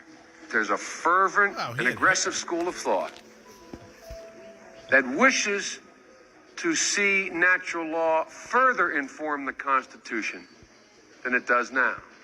Argued against by the positivist led by Judge Bork. Now again, that may be lost on all the people. You know and I know what we're talking about. I have to be perfectly honest with you. You sit there and you have no idea what they are talking about. All I know is that he was asking me these questions about natural law. Someone may apply it in a way, like Moore, who leads him in a direction that is, quote, liberal. You may apply it in a way that leads you in a direction that's conservative. Or you may, like many argue, not apply it at all. But it is a fundamental question that is going to be almost impossible for non-lawyers to grasp in an exchange. But you know and I know it is a big, big deal. And in conclusion, one of the things you do in hearings is you have to sit there and look attentively at people you know have no idea what they're talking about. Good morning, Judge. Goodness. What do you think of that, Chris? I think it's great. I think it's wonderful, and I think it sums Joe Biden up, from years ago. It's pretty much right. Maybe he was always like this. Yeah, I think so. Do you have any idea what he's talking about, Mike? I mean, I would imagine no, right? So natural law. Is this like common law kind of thing? Or? No, it's not like common law. Okay. Jeremy Miller.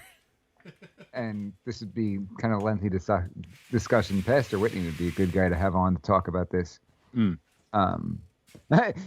Jerry says, Mr. Biden, what you just said is one of the most insanely idiotic things I have ever heard. At no point in your rambling, incoherent response were you even close to anything that could be considered a rational thought.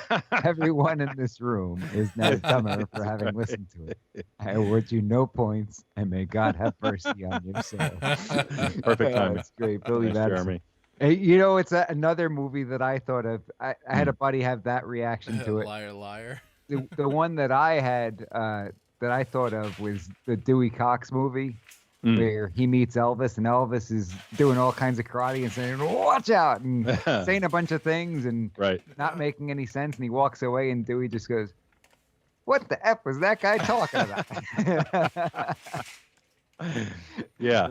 Him saying that reminded me of with Clarence Thomas was in it. I love of course Clarence we can't. Thomas said that. I thought about seeing if we could play that clip on the air tonight, but there's just no way we could get around the curse word.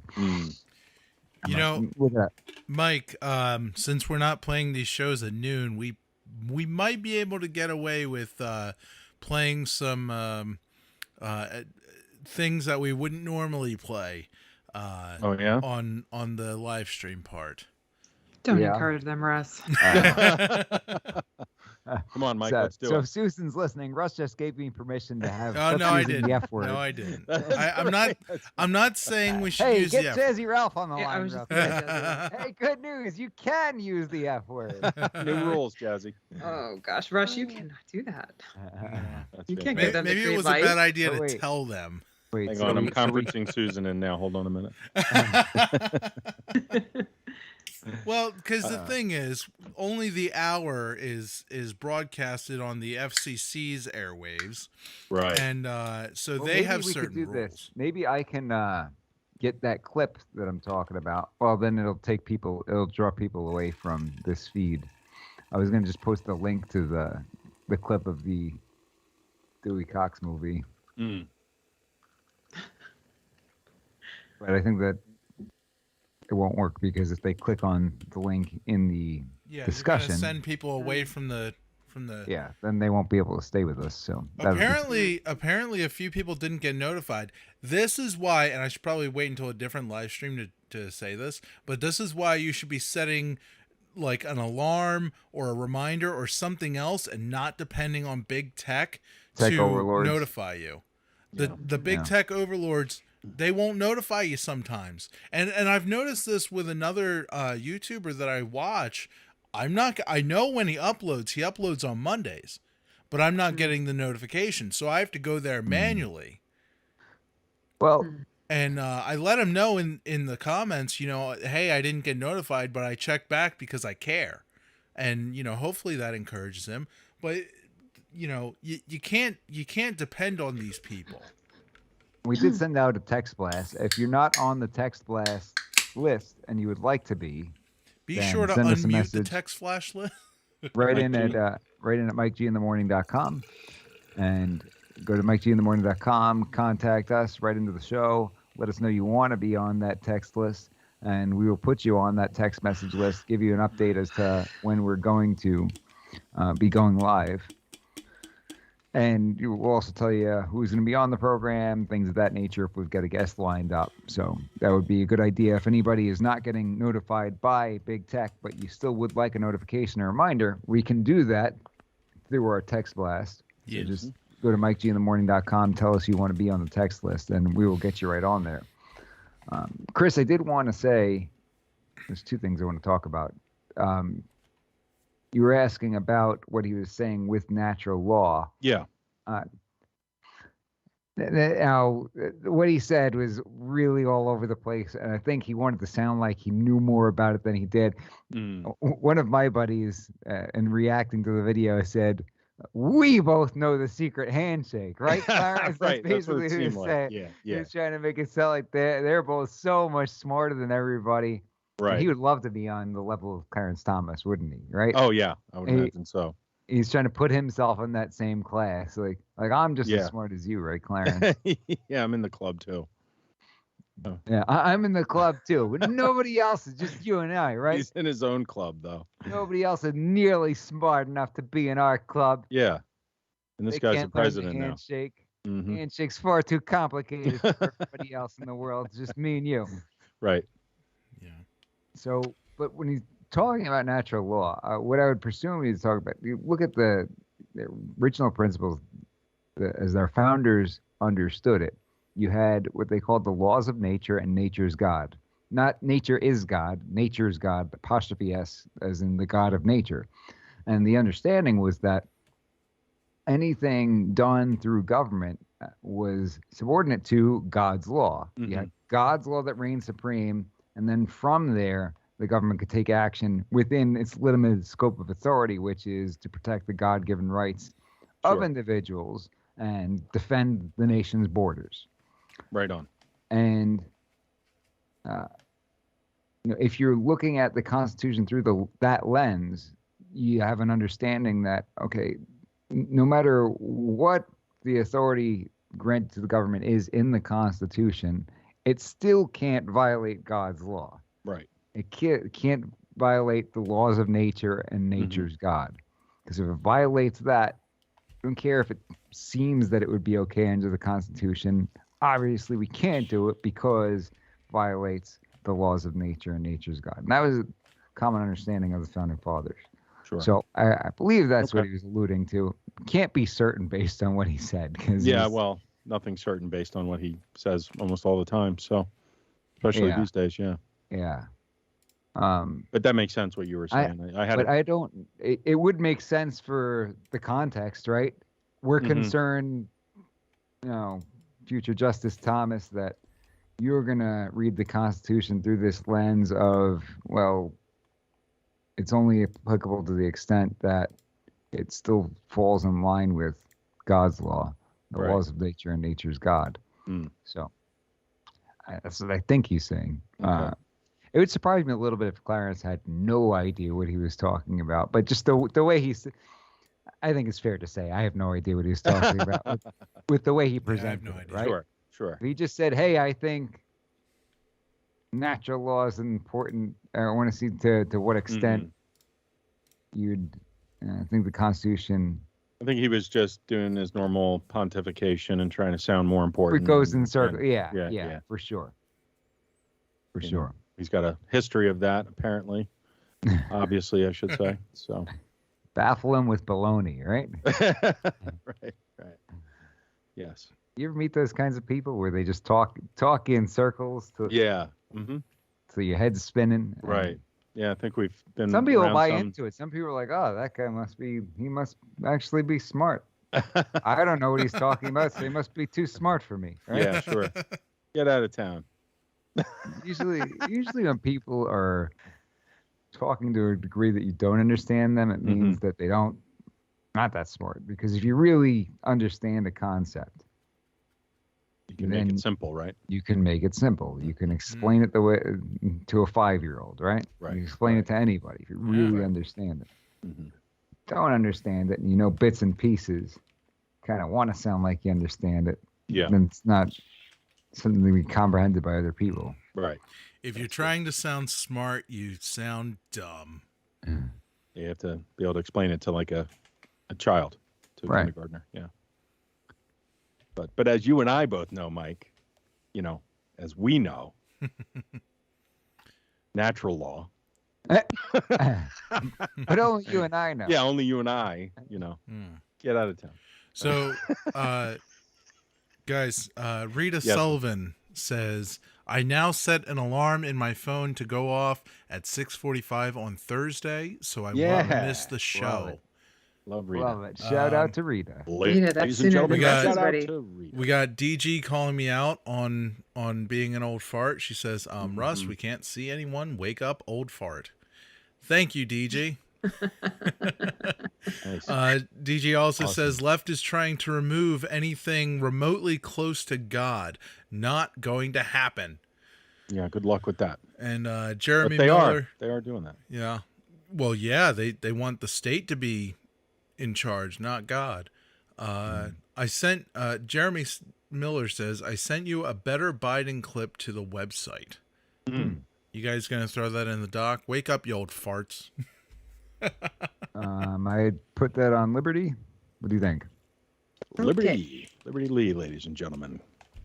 It'd be great if we could screen these clips beforehand, because I just gave you guys. Well, you just gave us permission to play anything. So thank you, Jeremy. Yeah. I didn't see it come through yet, Jeremy. I'll keep refreshing.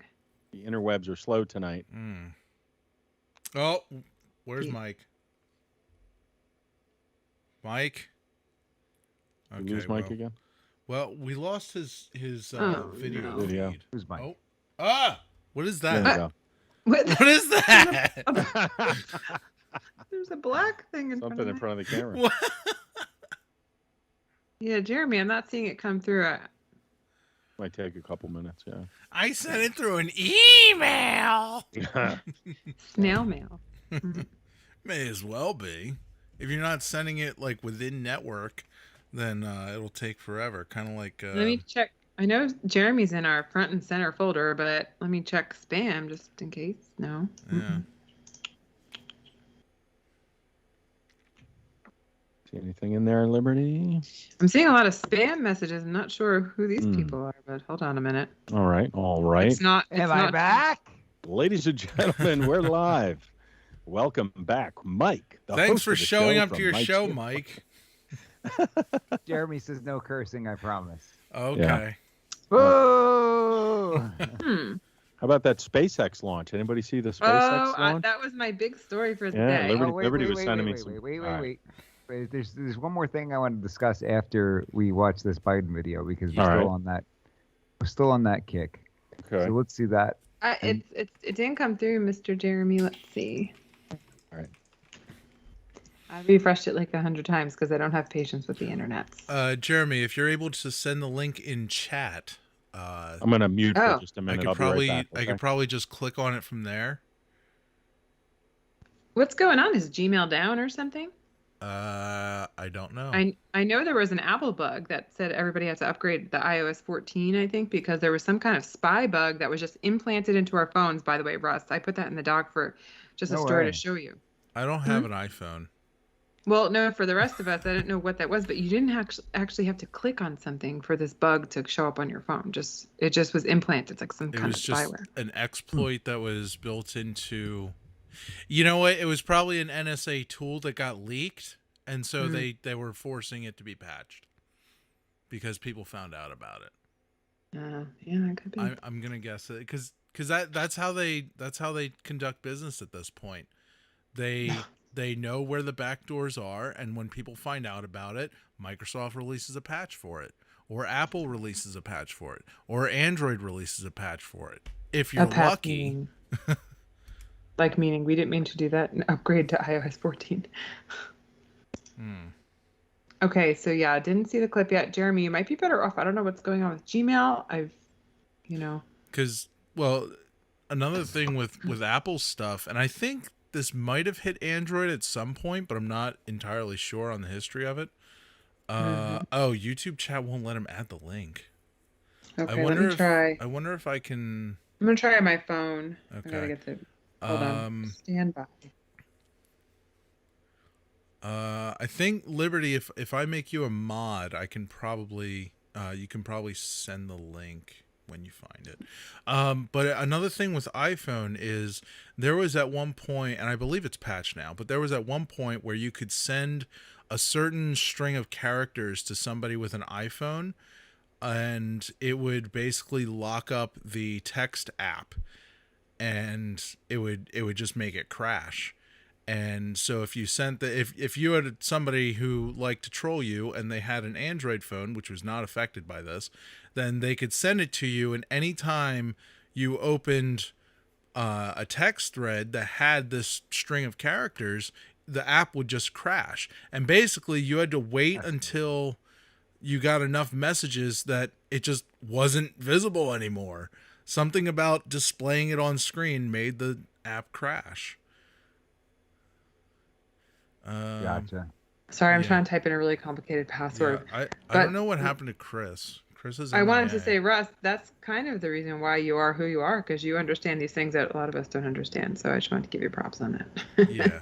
All of that was like you speaking a different language. Well,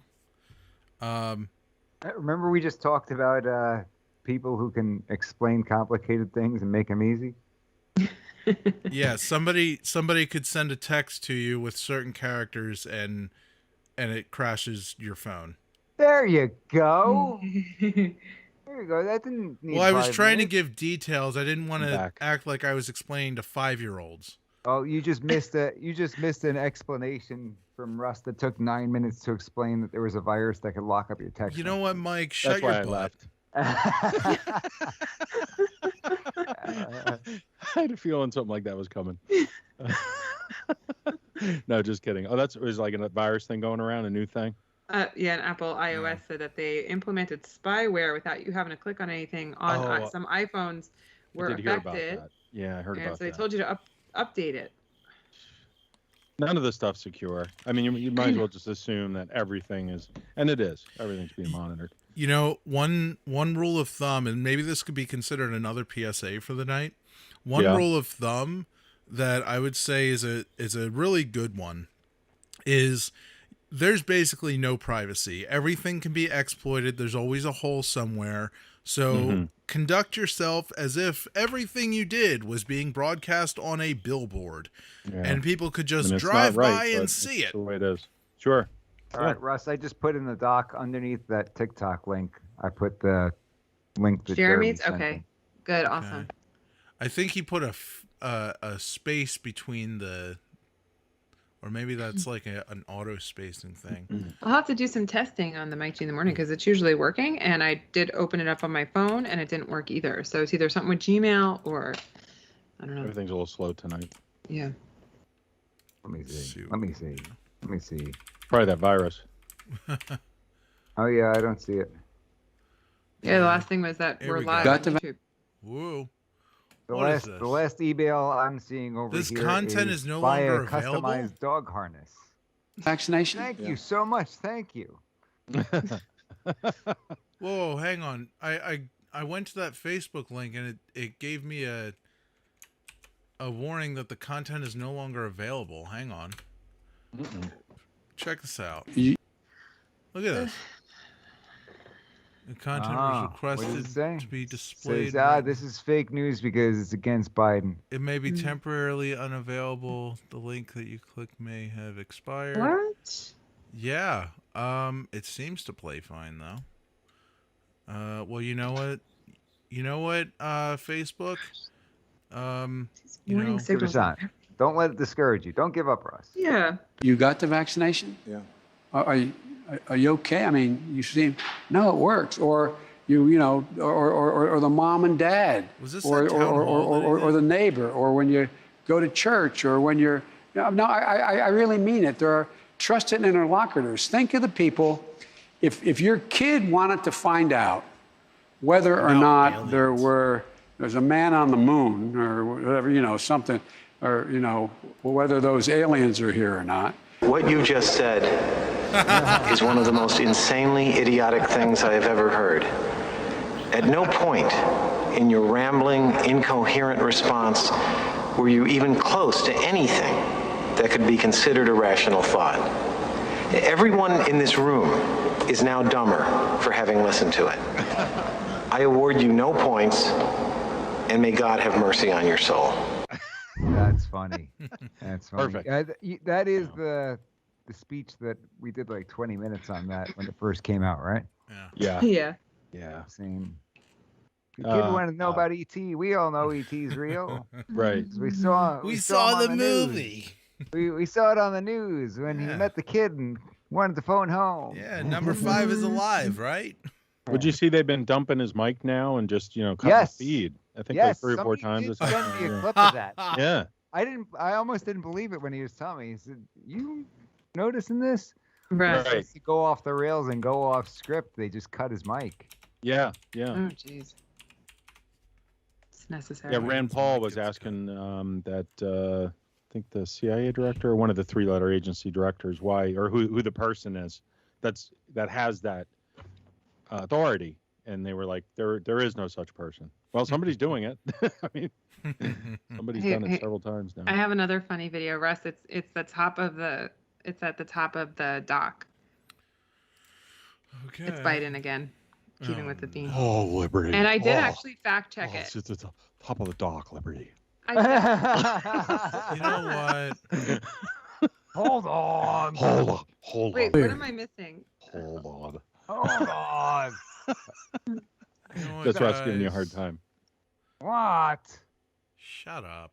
Shut up. Shut up and then continue speaking and do your show. Shut up. Send a text.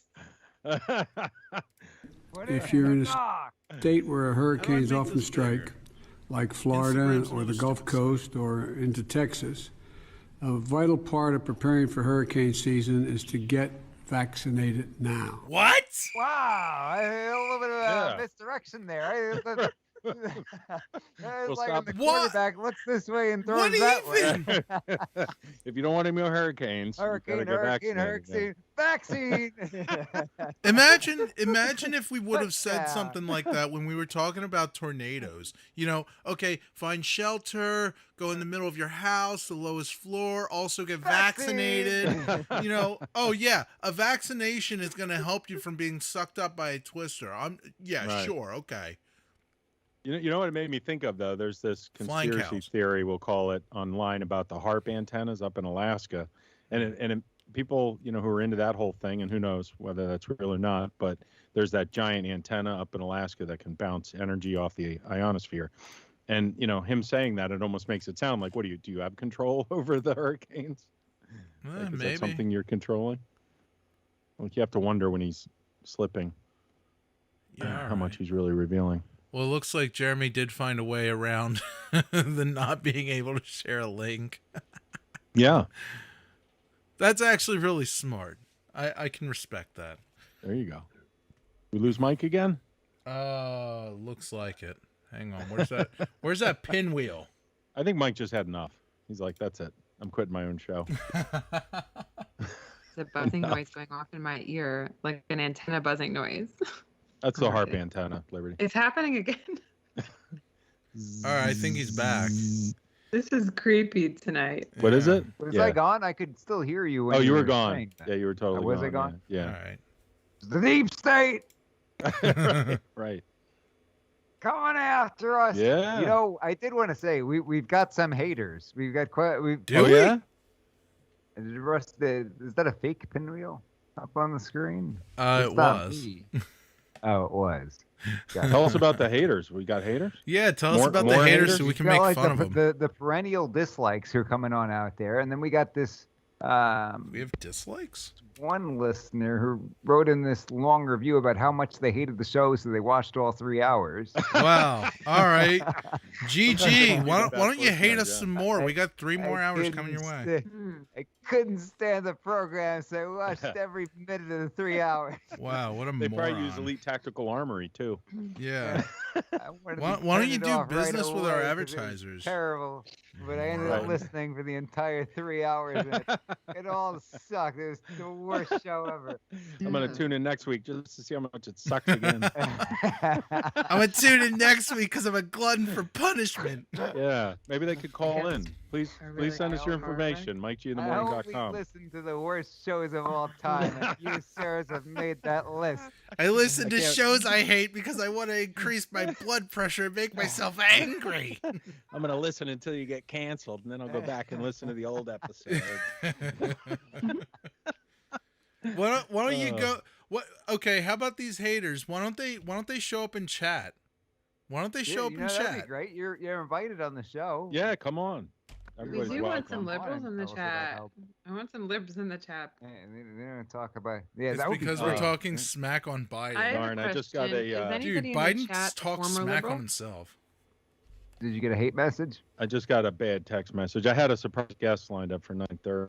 I was going to surprise you guys. Oh, okay. But they just canceled. Does it turn out he hates us? Canceled because I'm here. you're only capable of doing productive things when I'm not around. That's right. Hey, I've had some good guests, haven't I? Dragging you around for your. No, it was actually General Milley, but he's got a conference with China. So, yep. Mm-hmm. Need to completely stop using the Y word and completely to that popular platform that starts with an R. Oh. You mean Rumble? Says we are on there. We are on there. We have to like slowly move everybody to the R word like at one point, but not right now because we need the live chat going. It's fun. Yeah. Well, okay, so here's the thing, DG. You probably already know this, but we are on Rumble. We're not live streaming there currently because that costs money. So unless you're going to be the one who funds that, which I believe their lowest tier now is $25 a month. What? What's that? It's $25 a month to live stream. I'm sure that Fox News Radio doesn't have $25 a month. Jesus Christ. Bring let's us get this our, information. let's get our listeners to pay for everything. Yeah. Ladies and gentlemen, Fox News Radio is going out of business. I think We Gigi need probably spends $25 a month to get on Gigi Rumble. probably spends more on her soap than that. Okay. We can do it. Oh my gosh. Must Russ. be some high quality soap. I still need to get you guys that dollar. Okay, store, so. Mike, I think you have a misunderstanding about this whole Fox News thing. No, it's just we're an just affiliate. Russ, we are not just funded Russ, by them. Russ, just Russ. Please. Russ You guys are on won't fire even buy tonight. French fries at the fair. You guys have to understand what you're. Yeah, I'm not going to spend $18 on a bucket of French fries. They're real potatoes. Yeah, with real bags of cheese. Yeah. We spent more at the fair that night than we Yeah. it would cost the entire year of Rumble. So Might be worth it Russ, to do please. that. Yeah. Anytime, next time you want to talk, run it by me first, all right? Oh, okay. If you plan on from now on, Russ, if you plan on saying anything on the air, put it in the doc first. Put it in the doc. If I highlight it in green, that means you can say it. Oh, okay. If That would I require you to actually use the doc, Mike. If I don't highlight it in green, that means it was a bad idea and don't say it. Expect it to be red most of the time. Yeah. No, the reason we haven't done it yet is because we've just had a really good group going on YouTube. So we will eventually. We've on the back end talking about it, but we've been talking about this much. And I promise you, the $25 is not keeping us. We will get there. Well, no, I'm not sure the $25 would keep us. I don't know if Restream, which is what we use to do Twitch and YouTube at the same time, I don't know if Restream is actually I got an compatible idea. with it. I think there was a homeless guy outside the courthouse who had $25. Maybe I get him to sponsor the Rumble. You know what, Mike? Stick it up your nose. We'll have him on the air next week. I'm gonna inquire about sponsorship opportunities. Right. Ladies and gentlemen, the courthouse homeless guy. That guy with the golden voice out of California who ended up being a radio presenter. Remember that? That guy was great. Billy But he Chris. couldn't hold the job down. Feel free. Wait, legitimately? Yeah, they gave him the job. Yeah, he Didn't ended go up back like. to the street? Oh, Yeah. wait. Hang on, guys. I got an idea. The He had a good haters voice, can though. give us $25 every month. The haters can fund this. They hate us so much that they watch every minute of every show. Right. Wait, They can I start don't think giving you were us supposed to say money. anything. You didn't look in the doc, Russ. Look in the doc first. Billy Chris, feel free to read any of the comments in that radio voice because it's actually really funny. Oh, okay. All right. Whenever you just see fit. Do we have any more hate comments? Sell your sexy body, Russ. That would Oh, cover all our costs. That was what I was thinking. No. There we go. Is that in the comments? That is in the Yeah, it comments. is. No, it's DG not. Yes.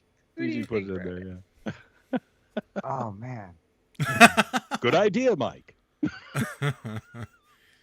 Maybe we should wait. Maybe we should send DG the doc and have that be the screening place. We need to have DG on the air, I think. Yeah. Maybe next week. DG secretly hates us and won't be attending on the air. Maybe. DG's the hater. Oh, is the YouTube itself filtering out certain comments? I don't know.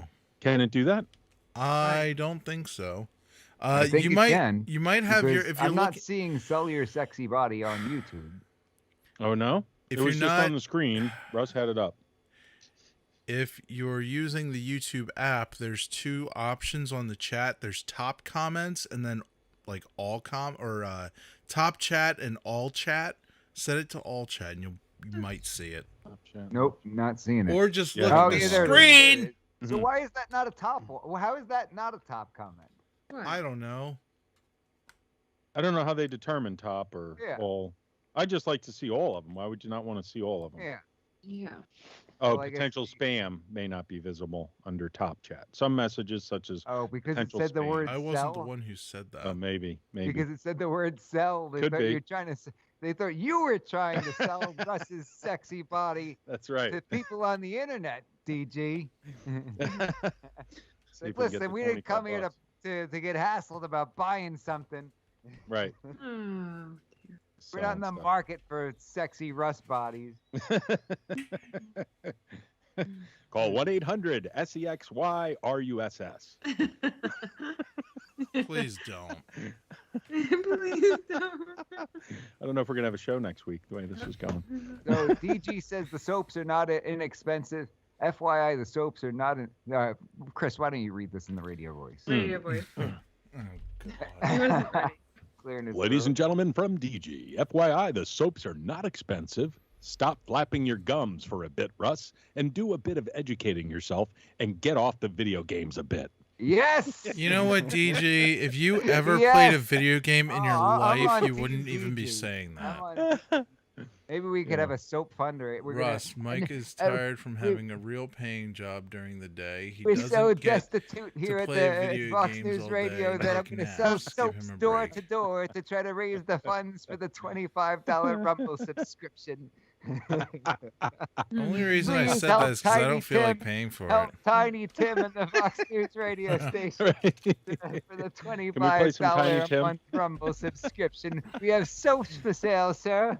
Guaranteed to make your hands clean and fresh. So fresh, so Guaranteed clean. to protect you from the coronavirus.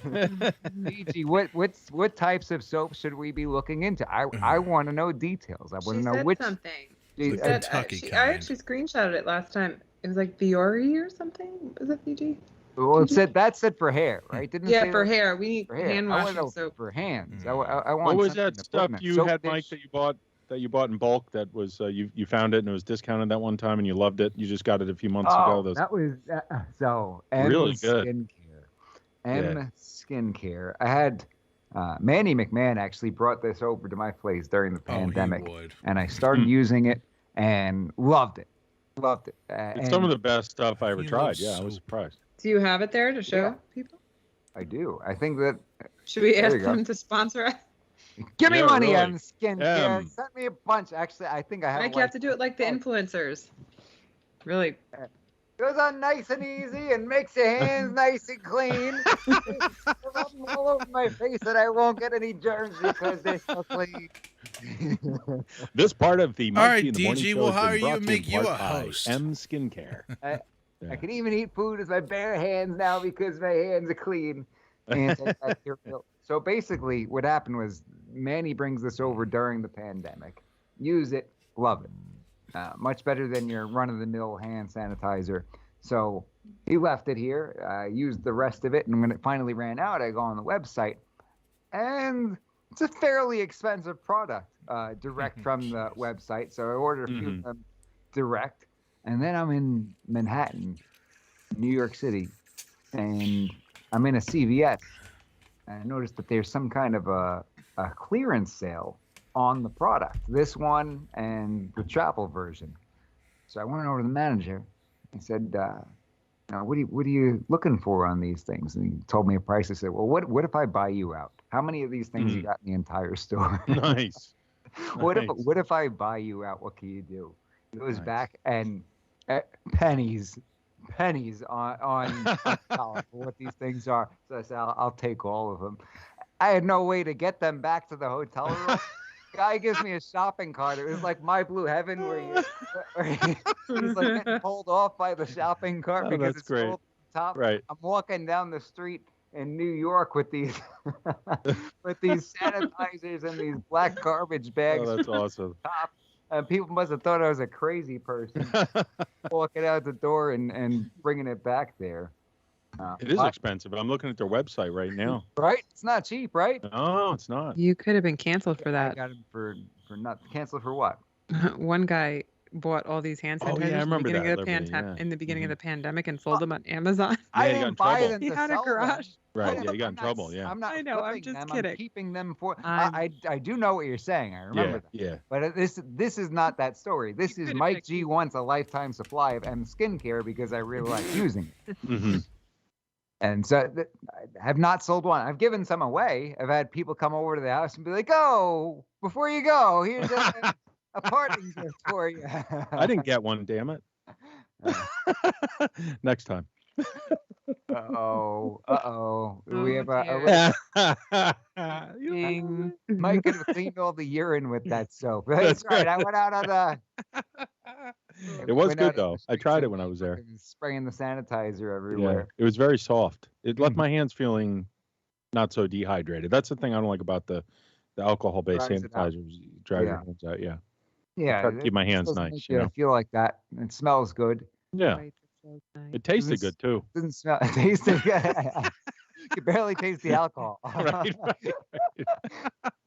No wonder why this is $25. It has Tito's in it. Oh gosh, I had a really random thought, but I know Tasty. it's appropriate. Oh gosh. All right. So what else? Liberty, these boys don't pay attention. You did give me the name of the soap. Is that what DG is alleging here? She gave the name of it was for the hair, but I'm not sure if it's also. I'm asking about hand soap. I want a nice bar of soap that I can put on a soap lift in the bathroom, and get those. Norwegians have really good soap. Just use it on your hands, and it's hand soap. I don't think that's the way it works, right? Sure it is. I know that you don't have the most experience with bathing and things of that nature. I know there's a new concept for you. Okay, so hang on. What makes it hand soap? Because the thing is, if I go to Walmart and I pick out a lamp and it's labeled on the box reading lamp, if I don't use it for reading, is it really a reading lamp? So you typically use a regular bar of soap on your hair? Is that what you're telling me? No.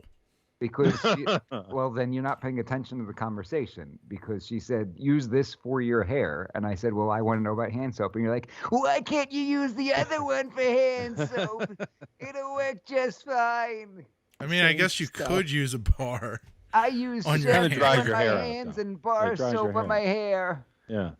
DG's going to send you a bar. That's awful. It's really went a different We're direction. getting a bar. I think it's specifically intended for Russ's mouth, though. Yeah, she just said that in the comments. It says soap's Russ's mouth. Yeah. I will send you a bar of soap. I didn't see that until after. That's good.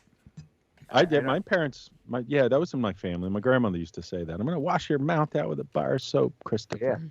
Yeah. Did you ever actually get the mouth washed out with the bar of soap? No, but I got cold for Christmas one year. Did you really? Yeah, I did, yeah. Literally? Yeah, literally. And then like an hour later, I got the presents. But it was like, yeah. But I started writing a letter to Santa Claus, and I was all upset. I'm like, I can't believe you did this, Santa. I hate you, Santa. And it was like 2 years ago.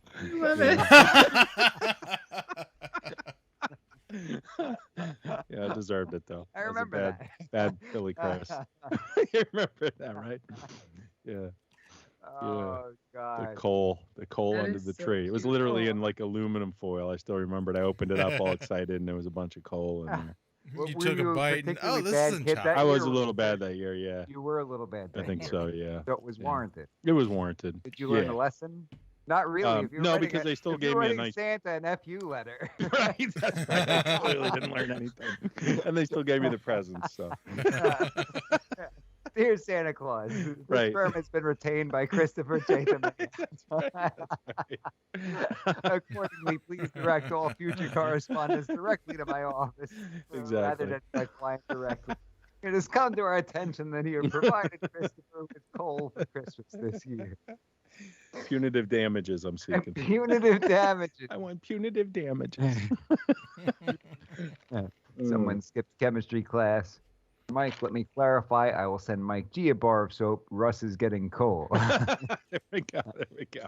Mike Jose G says Mike G is the place to be. We're having a great time here, Jose. Oh, Jose, welcome. If that is who I think it is. Is that our Jose, our favorite Jose? It may very well be. Our Jose's last name does begin with an M. Maybe he's trying to be incognito, though. And if he wants the program, we'll get him on next week. Yeah. But we're certainly having a lot of fun here, the free and open exchange of thoughts and ideas. None of the haters have popped up and come clean. That's because they're a bunch of wimps. My brother Jose. Welcome. Here he is. Shout out to Jose. Hey now. Hey now. No, none of the haters have decided to show their face, though. Even though we've now called them out on the air. We've given them the platform. Mm-hmm. We've got Chuck.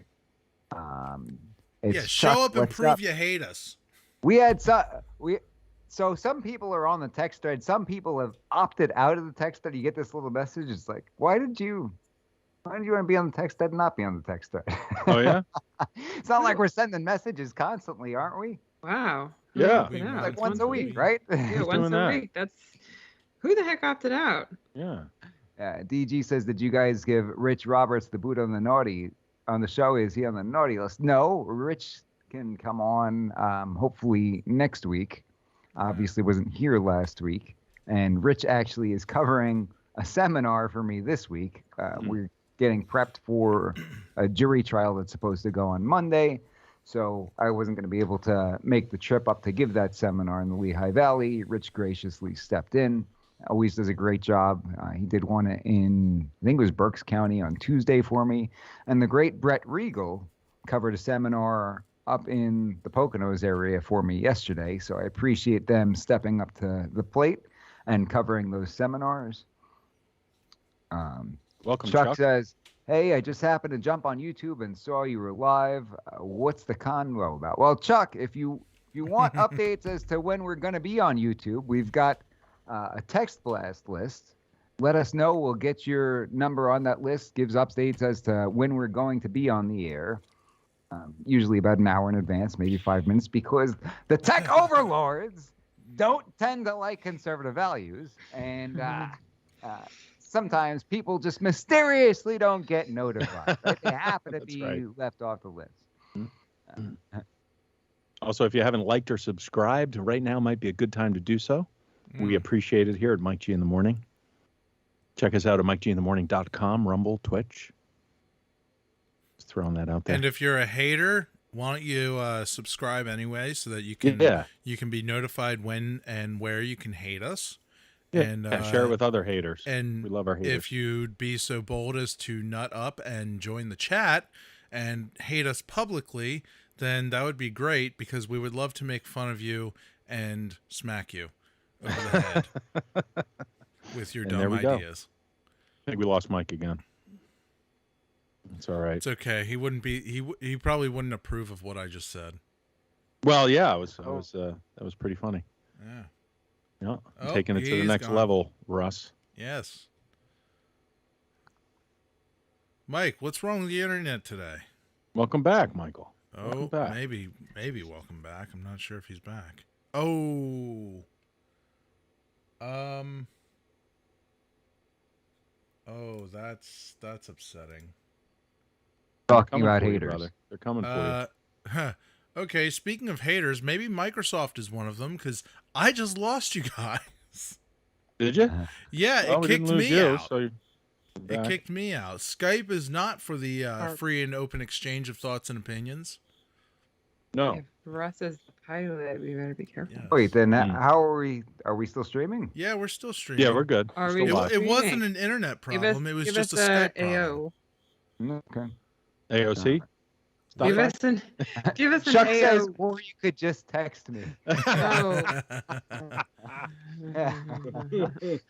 I hope Sean Hannity's college buddies are like, hey, Sean, when's the show on? You still doing that show? Only the same time every week. Excuse me, Mike. Are you still doing that radio thing? Gotta get Chuck. Chuck has been on the show. We got to get him back on the show. It's been too long. So we got to get him on. So next week's lineup's going to be Chuck and Jose are coming. Yeah, on we're talking. Yeah, we need Jose. What do you think? Give us a thumbs up if you'll come on the program next week, Chuck and Jose.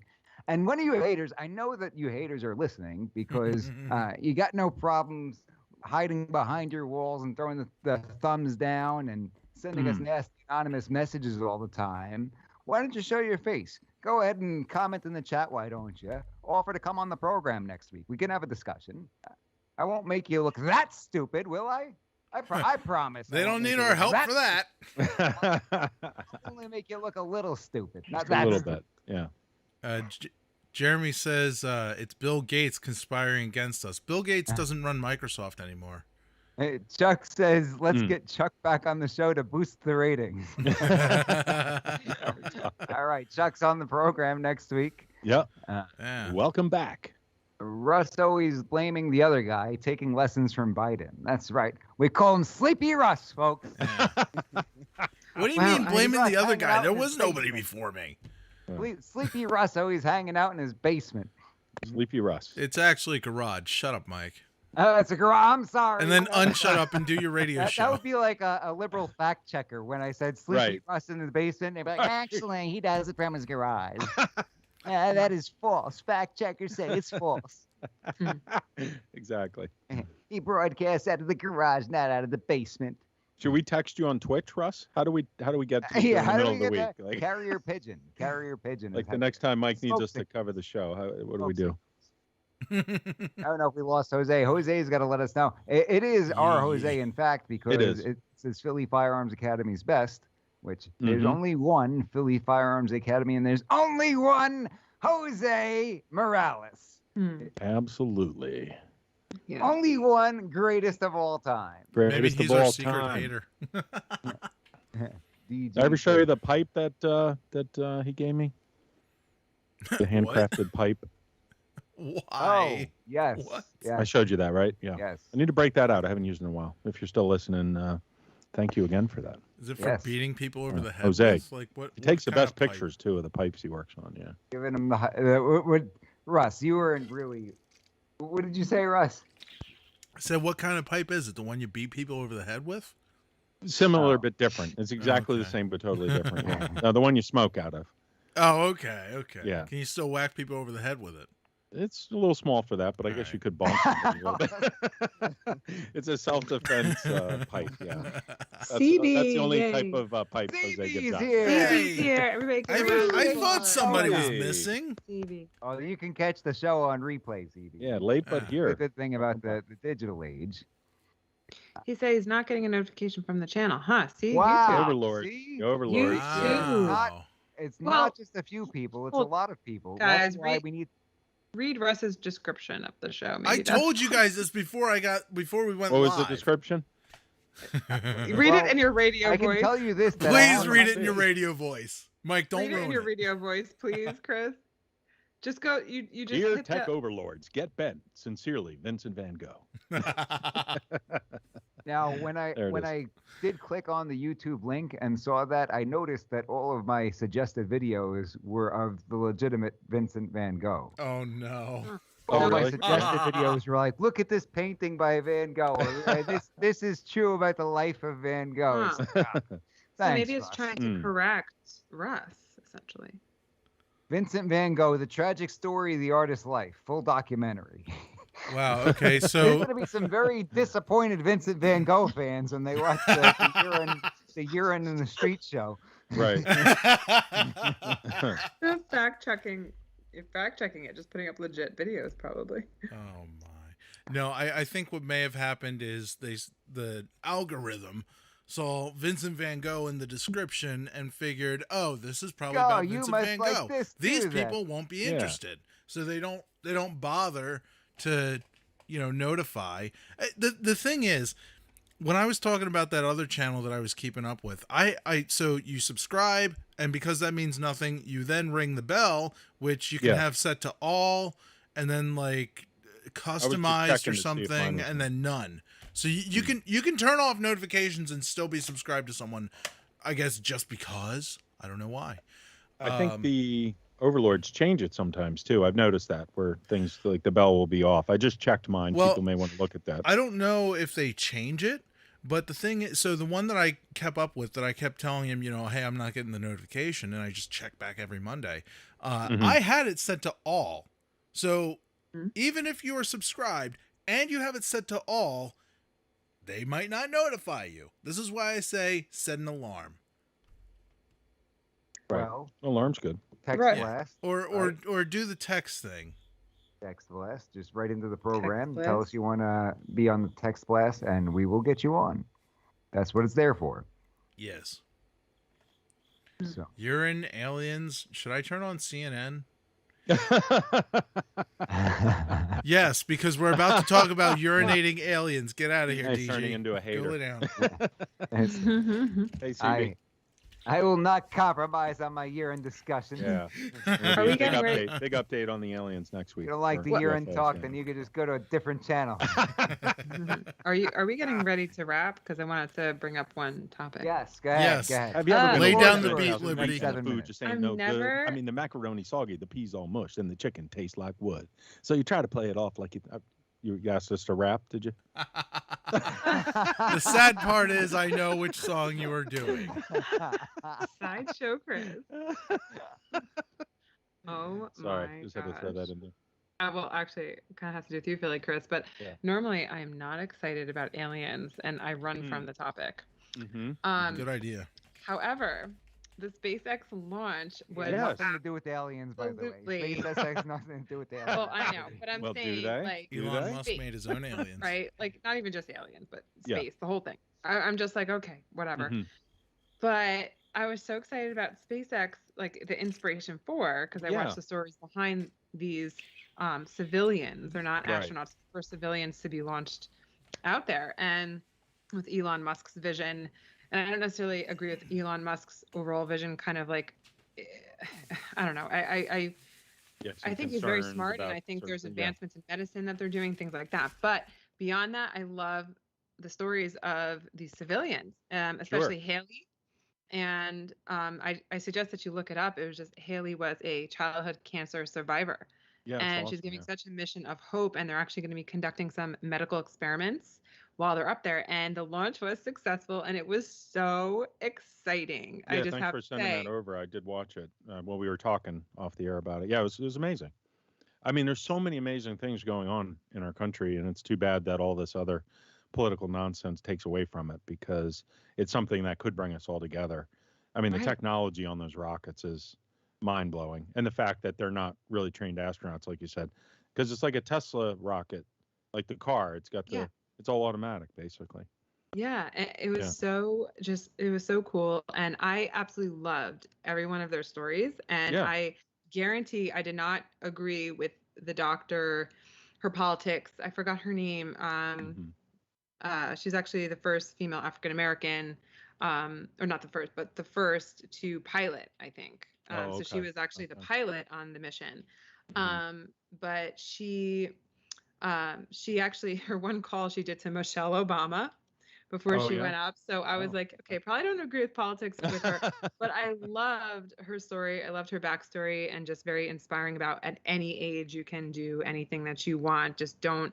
I think she was in her 50s when her dream came true. This was her dream, right? To go to space. Cool. Yeah. And Haley survived childhood cancer, and she was the first person with a prosthetic leg to go to space as well. And she was just giving such a message of hope, because, I know some of our listeners are dealing with some real serious medical issues too. And it just was so inspiring, and such a message that we need to see about hope and overcoming.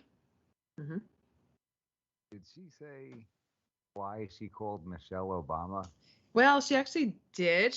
I guess both her parents are passed, so she didn't have her parents to call. She doesn't have kids, and she didn't say why politically, but she doesn't have kids. She didn't really want to call her siblings, so she wanted to call somebody who inspired her. So she called Michelle Obama. Oh, she wasn't like asking her for advice as if she's some kind of space expert. No, I guess they can call one person. Or Michelle, they can have, do I turn this switch now? It says eject. Heard great things about you. Yeah. But I clicked on it very skeptical. I was like, okay, SpaceX, let's see, am I going to be interested in this, et cetera, et cetera. I was thinking, putting on my Philly Chris thinking cap. And I just wound up being so excited about it. And I watched it, and I actually got teary-eyed when I watched it, because it was just really cool, And I love that they're doing some medical advances, because, whether, whatever your belief system is, we all have had to use modern medicine for some way or another. And I think it was really cool that they have like an ultrasound machine that you can monitor. Oh, that was amazing. On yourself up there. They're doing actual medical experiments. So I thought that was pretty cool. Supposedly I don't really like the idea of Elon Musk like advancing human life, where it's kind of like I think the idea is to kind of integrate us with computers, if I'm right or wrong on that. Yeah. So let's talk about it. Before we do that, Chris, since you're reading the comments in your voice and the raps, looks like Chuck wrote a rap in the comments. Oh, did he? Oh, look here. know Mike G. We went to OB. We played baseball, but that ain't all. He bought a 40. I bought a 9. Both of them shot just fine. Sorry, y'all were rapping, so I dropped this gem. Nice. That's pretty good. That was great. Chucky J in the house. That was great. Yeah, That's CD good. says that he creeps me out. Something about him don't seem right. And Liberty, that's what I always go to, talking about the Neuralink and Yeah. putting chips in. Is it a chip, Philly Chris? How do you describe Neuralink? Describe it. It's like put it into animals, right? It's sort of like the size of Fitbit or like an Apple iWatch, and they're literally going to have robots that cut into your scalp and then bore out part of your skull, and it'll be in the skull, and then they'll put the hair back over, and you won't ever be able to tell. And then there's these fibers, these nanofibers, smaller than human hairs, that they're going to shoot down into your brain in between the blood vessels, so they can read the mapping of your synapses firing. It's pretty amazing technology, and the crazy thing is they'll be able to read and write apparently at some point. So I can't I'm sure that nobody would have any reason to manipulate that at all, right? Right. Yeah, exactly. I mean, I don't agree with that. Imagine if could you imagine? So look at people. Look at the reaction in this country to people refusing the vaccine, telling the government, heck no. Right. Could you imagine them say, "Oh, now you need this apparatus in your brain"? Absolutely not. Yeah. Okay. I think what they're going to do I is wanted to be very clear on that, because actually, after I watched SpaceX, the next thing I Googled was Christianity and space, and really really looking into that, because I don't want to ever do something that's against my beliefs, and that's really a bigger question there. But that's nothing that I believe in. I just want to make that clear. But obviously, the man on the moon, the different things. I mean, it's this one YouTube video was kind of explaining going to space isn't against God. Say it again. Well, that's what they were kind of saying, was that God created us to really think beyond, to think and be creative and have these different things. And so I sent it to you, Philly Chris, to actually look at, and it was kind of a really cool explanation. Maybe I'll put it up one day, but I in no way push the boundaries. So that's not really what I'm looking to do. But I, as somebody who had experienced a really hardship in my life with something going on medically, I thought it was pretty cool about advancing medicine and just looking into that aspect of it, and also their personal stories. I love the overcoming childhood cancer story. The consensus is pretty clear in the chat as to whether people want the Neuralink in their brain. Yeah. Well, here's the challenge I think we're going to see with that in the future, because they're moving forward with this thing, and it's going to create different classes of society, because the people who eventually get this thing, and let's say it initially works and it's not being hacked or whatever, you're going to be superhuman. I mean, it's like, imagine if you could take your iPhone, or the most advanced computer, which is essentially what it is, and have immediate access to anything telepathically, because that's essentially what it's going to be. I'm not saying that's a good thing or a bad thing. I'm just saying that's what it is going to be. That's what Elon is saying. So it's going to change humanity. Yeah. I don't agree with his philosophies. Yeah, it's pretty. But with some of the things that he's doing, I think are useful, and I think that there are people with engineering brains out there. Sure. That are very, very, that could really help advance medicine. And you can't say that anything you've ever had medically done wasn't there without somebody discovering it. So that's kind of where I start thinking of it, right? I mean, from a medical standpoint, Elon's saying it'll somebody who's paralyzed will be able to walk again, because they'll be able to receive the signal of you sending that output signal to your legs. Like if you're thinking walking, it's going to go through the Neuralink and then back into your lower spine, let's say below where you have the damage in your spine, and then retransmit the signals to those muscles. I mean, it probably is a little ways off, but that's what they're trying to do with it. So from that standpoint, it could be pretty incredible. But then you have the whole other, singularity, if you will, where everyone will be able to connect to each other.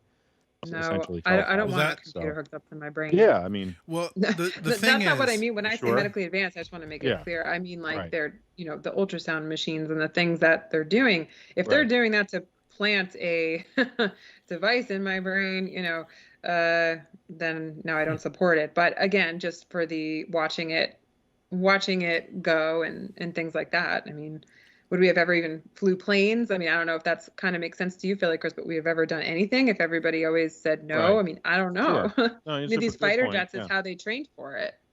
Mm-hmm.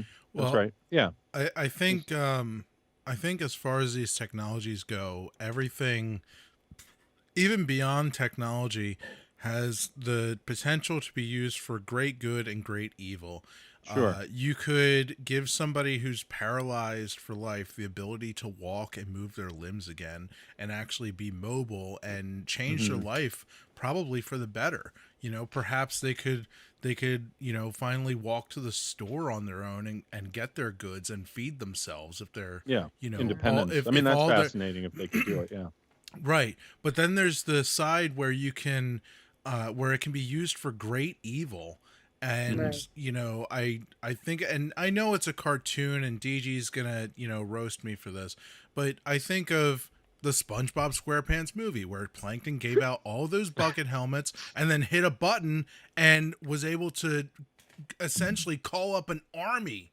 We're talking about things that are implanted into our brains. Right. You know, the potential for controlling people's thoughts. You know, who's to say that they can't send a little, you know, a little impulse that, that essentially associate, you know, controls the way that you can think, basically, is what I'm getting at. Yeah, Who and if they says can read and write, do then that? that's a Who says possibility, they can't create this army of people with these things implanted in their heads? And you know, you wouldn't be able to resist, perhaps? Because maybe they could send the electrical signals required to essentially make you into a robot. Well, you become a cyborg, you know. And Elon's argument is we're already figured out how cyborg. to set up a poll on this thing. Oh, nice. Poll? Oh, cool. Cool. Yeah. Is it going to? I don't know if anybody can see that. Would you accept? Oh, yeah. Well, guys. Said, So when is is this going to? enough? But Wow, but Russ think is about it actually though. None of us here are paralyzed, right? So like, is Vote it going in to the be? poll. The poll is: would you accept an implantable brain machine? Well, guys, but hold on. Think about it. I wouldn't, you know, from a biblical standpoint, but none of us are paralyzed. So if you were paralyzed, would you? No is at 67%. So somebody would. I mean, The question is, if you were paralyzed, living every single day like that. Yeah, I mean, hey, if I was paralyzed and it could repair that, then That's and you the could question. limit it to maybe that functionality, or you have full control somehow over it. But the problem is, right? You know, where's that limit going to be? It's just like your phones now. You think that you have security in your phones, yet we were talking earlier about that. Do people still think that? Anything electronic can be hijacked, basically. Mm-hmm. So, right. But between For good walking and evil, not like walking, Russ said. But also like how God made us here. But then there's like how far are you willing to take medicine to feel better and get We've only better? got 4 votes. We're at 50-50 with this implantable brain machine. Wow. So Can you see who So voted people or who no? would, the so people who would chat. get it, I'm curious your reasoning why. You know, just curious. Everybody else vote. Vote to see where you're at. We have to learn more about it, obviously, and don't know it's how to do it on my fascinating. side. I mean, I'm fascinated by technology, like Yeah. the SpaceX thing. I'm so excited that you're getting into that, Liberty. 'Cause it Oh is no! cool, you know? Yeah. DG said, "Don't go there, Liberty." Well, I can't say why, but I got into it for some reasons recently, and I really looked into it, and I started, you know, looking. Just I get excited and I get emotional when I see fighter jets, when I see helicopters, and when I see space rockets launch. I don't know why. Because of how advanced the technology is. You mean? I get emotional because I just think of like America and like I don't know our advancements and us as a country, and just I get proud. I don't know. Yeah. Wait till you see the TR-3B. DG says, as a person with a serious neurological condition, I have a lot of risks, but leave my brain alone. I have heard often just get surgery to remove tumors. No, thank you. It is my brain, not my toe. Interesting. Would love to hear that story. That is actually a good point because, you know, if something goes wrong with the toe, it's not a huge deal. They could give you a plastic one or something, I'm sure. But as far as the brain, I don't think there's any way to recreate that, at least not in a way that I would be comfortable if I was in that position. Liberty, anything else? They could program me. Well, I mean, to that same point, I'm just so interested in this conversation because I just think because I went through something with my health, like until you're in that position, you don't really start thinking, if somebody could fix this like this, would you do it? So I really try to put myself in other people's shoes. It's a tough question, and I think y'all just have to pray about it for yourself. I mean, obviously, if the Bible says the mark of the beast, we have to be watching out for that. But that's kind of now. Isn't one of the telltale signs about that going to be believer versus non-believer, though? Yeah. Probably. So, but what about specifically implanting a chip in your brain? Is that a lot of people get scared that is that kind of I don't know. That's where I get confused with that. We should have a pastor come on and talk about Revelation and get a little bit deeper into that, right? Yeah, my Bible study went into the book of Daniel, and they were thinking, oh, should we do Revelation? I'm like, no, let's do Daniel. And they were saying Daniel is even tougher than Revelation, but I don't know. The lions. Well, it just so happens we know a really good pastor, Pastor David Whitney. Oh, we should have Pastor Whitney. I bet in the future, if it works and they get it up and running, that probably 99% of people will have it. Because it'll be like phone. Look at phones now. Yeah. Oh, everybody has a phone. Kids have phones. Like, if you don't have a phone, I'm not saying that's right or wrong. I'm not in agreement with it or not in agreement with it, but just the evolution of technology's kind of been that way. Well, yeah. Then we'll have the Mike G in the morning compound where everybody who refuses the Neuralink. And it'll probably be, no Neuralinks, no vaccines. Yeah, I wish I could tell Elon, like, yeah, do that, but yeah, don't do that. I don't know. Yeah. But if you're somebody who is paralyzed and is just praying for something, I mean, I don't know. Hey, during our lifetime, we're going to see people on Mars, so we're going to see some pretty wild things. Yeah, he really envisioned like you go on an aircraft to just take a plane. They're building all the starships right now. In a few years, they're going to that you can just pay to get a ticket. They're going to. Yep, they're looking for volunteers. The first person I thought of was Philly Chris. That's like a 6-month journey, though. The way things are these days here, I'm interested. Maybe I'll go. I don't know. It's getting kind of crazy on Earth. Are there going to be tickets back to Earth? No. It's a one-way trip. You get a one-way ticket. Yeah, it's a one-way trip. Yeah. Oh. Well, initially. They're actually up there right now. Because the thing is, that would be like 6 months worth of flying. And are they going to let you roam around the cabin? Are you going to be put into some kind of cryo sleep? No. What do you mean? If you're up there for a long time? They're up there now for 3 days. They're orbiting the Earth, 15 times a day? On the way to Mars. Every 2 years, there's a window that opens up, Russ, where the distance is not as far. So I think it's still a several-month journey, maybe 6 months or whatever it is. But yeah, I just said that. Yeah, there you go.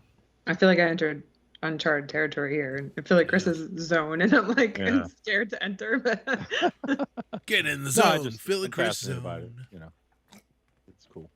Some people have the science minds, the engineering minds. It's hard to not like that. That's what you're interested in. On other news, Mike said anything else? The other thing that's going on is the Nicki Minaj thing, but I don't know if we want to get into that next week. Maybe. Maybe we'll do a special Saturday Nicki Minaj. A special Nicki Minaj stream. Yeah, maybe get her on the program because that's too much for. If we get into that, we're going to be on here for another half an hour. I'm sure people heard about it. I'm sure there would be no objections in the chat to being on for another half an hour. Let's hear it, chat. What do you think? Do a poll, Mike.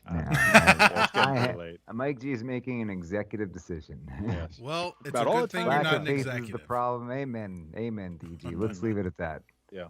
I wish they had the money to take a ride into space. Hold on, they're giving some real answers to the questions on the neurological and if you're paralyzed questions that we were proposing. So you want to read some of those, Russ? What? Some of the answers. Chris, let Chris read them. Chris, read them in the chat. Not in the voice because they're more serious. Yeah. I think we did read DG's already. And then, Jeremy mentioned I would just have to be paralyzed, not giving access to my brain to anyone. It's the one thing God gave me that no one can take. Yeah. DG, there is so much we do not know. I would rather trust God than trust humans.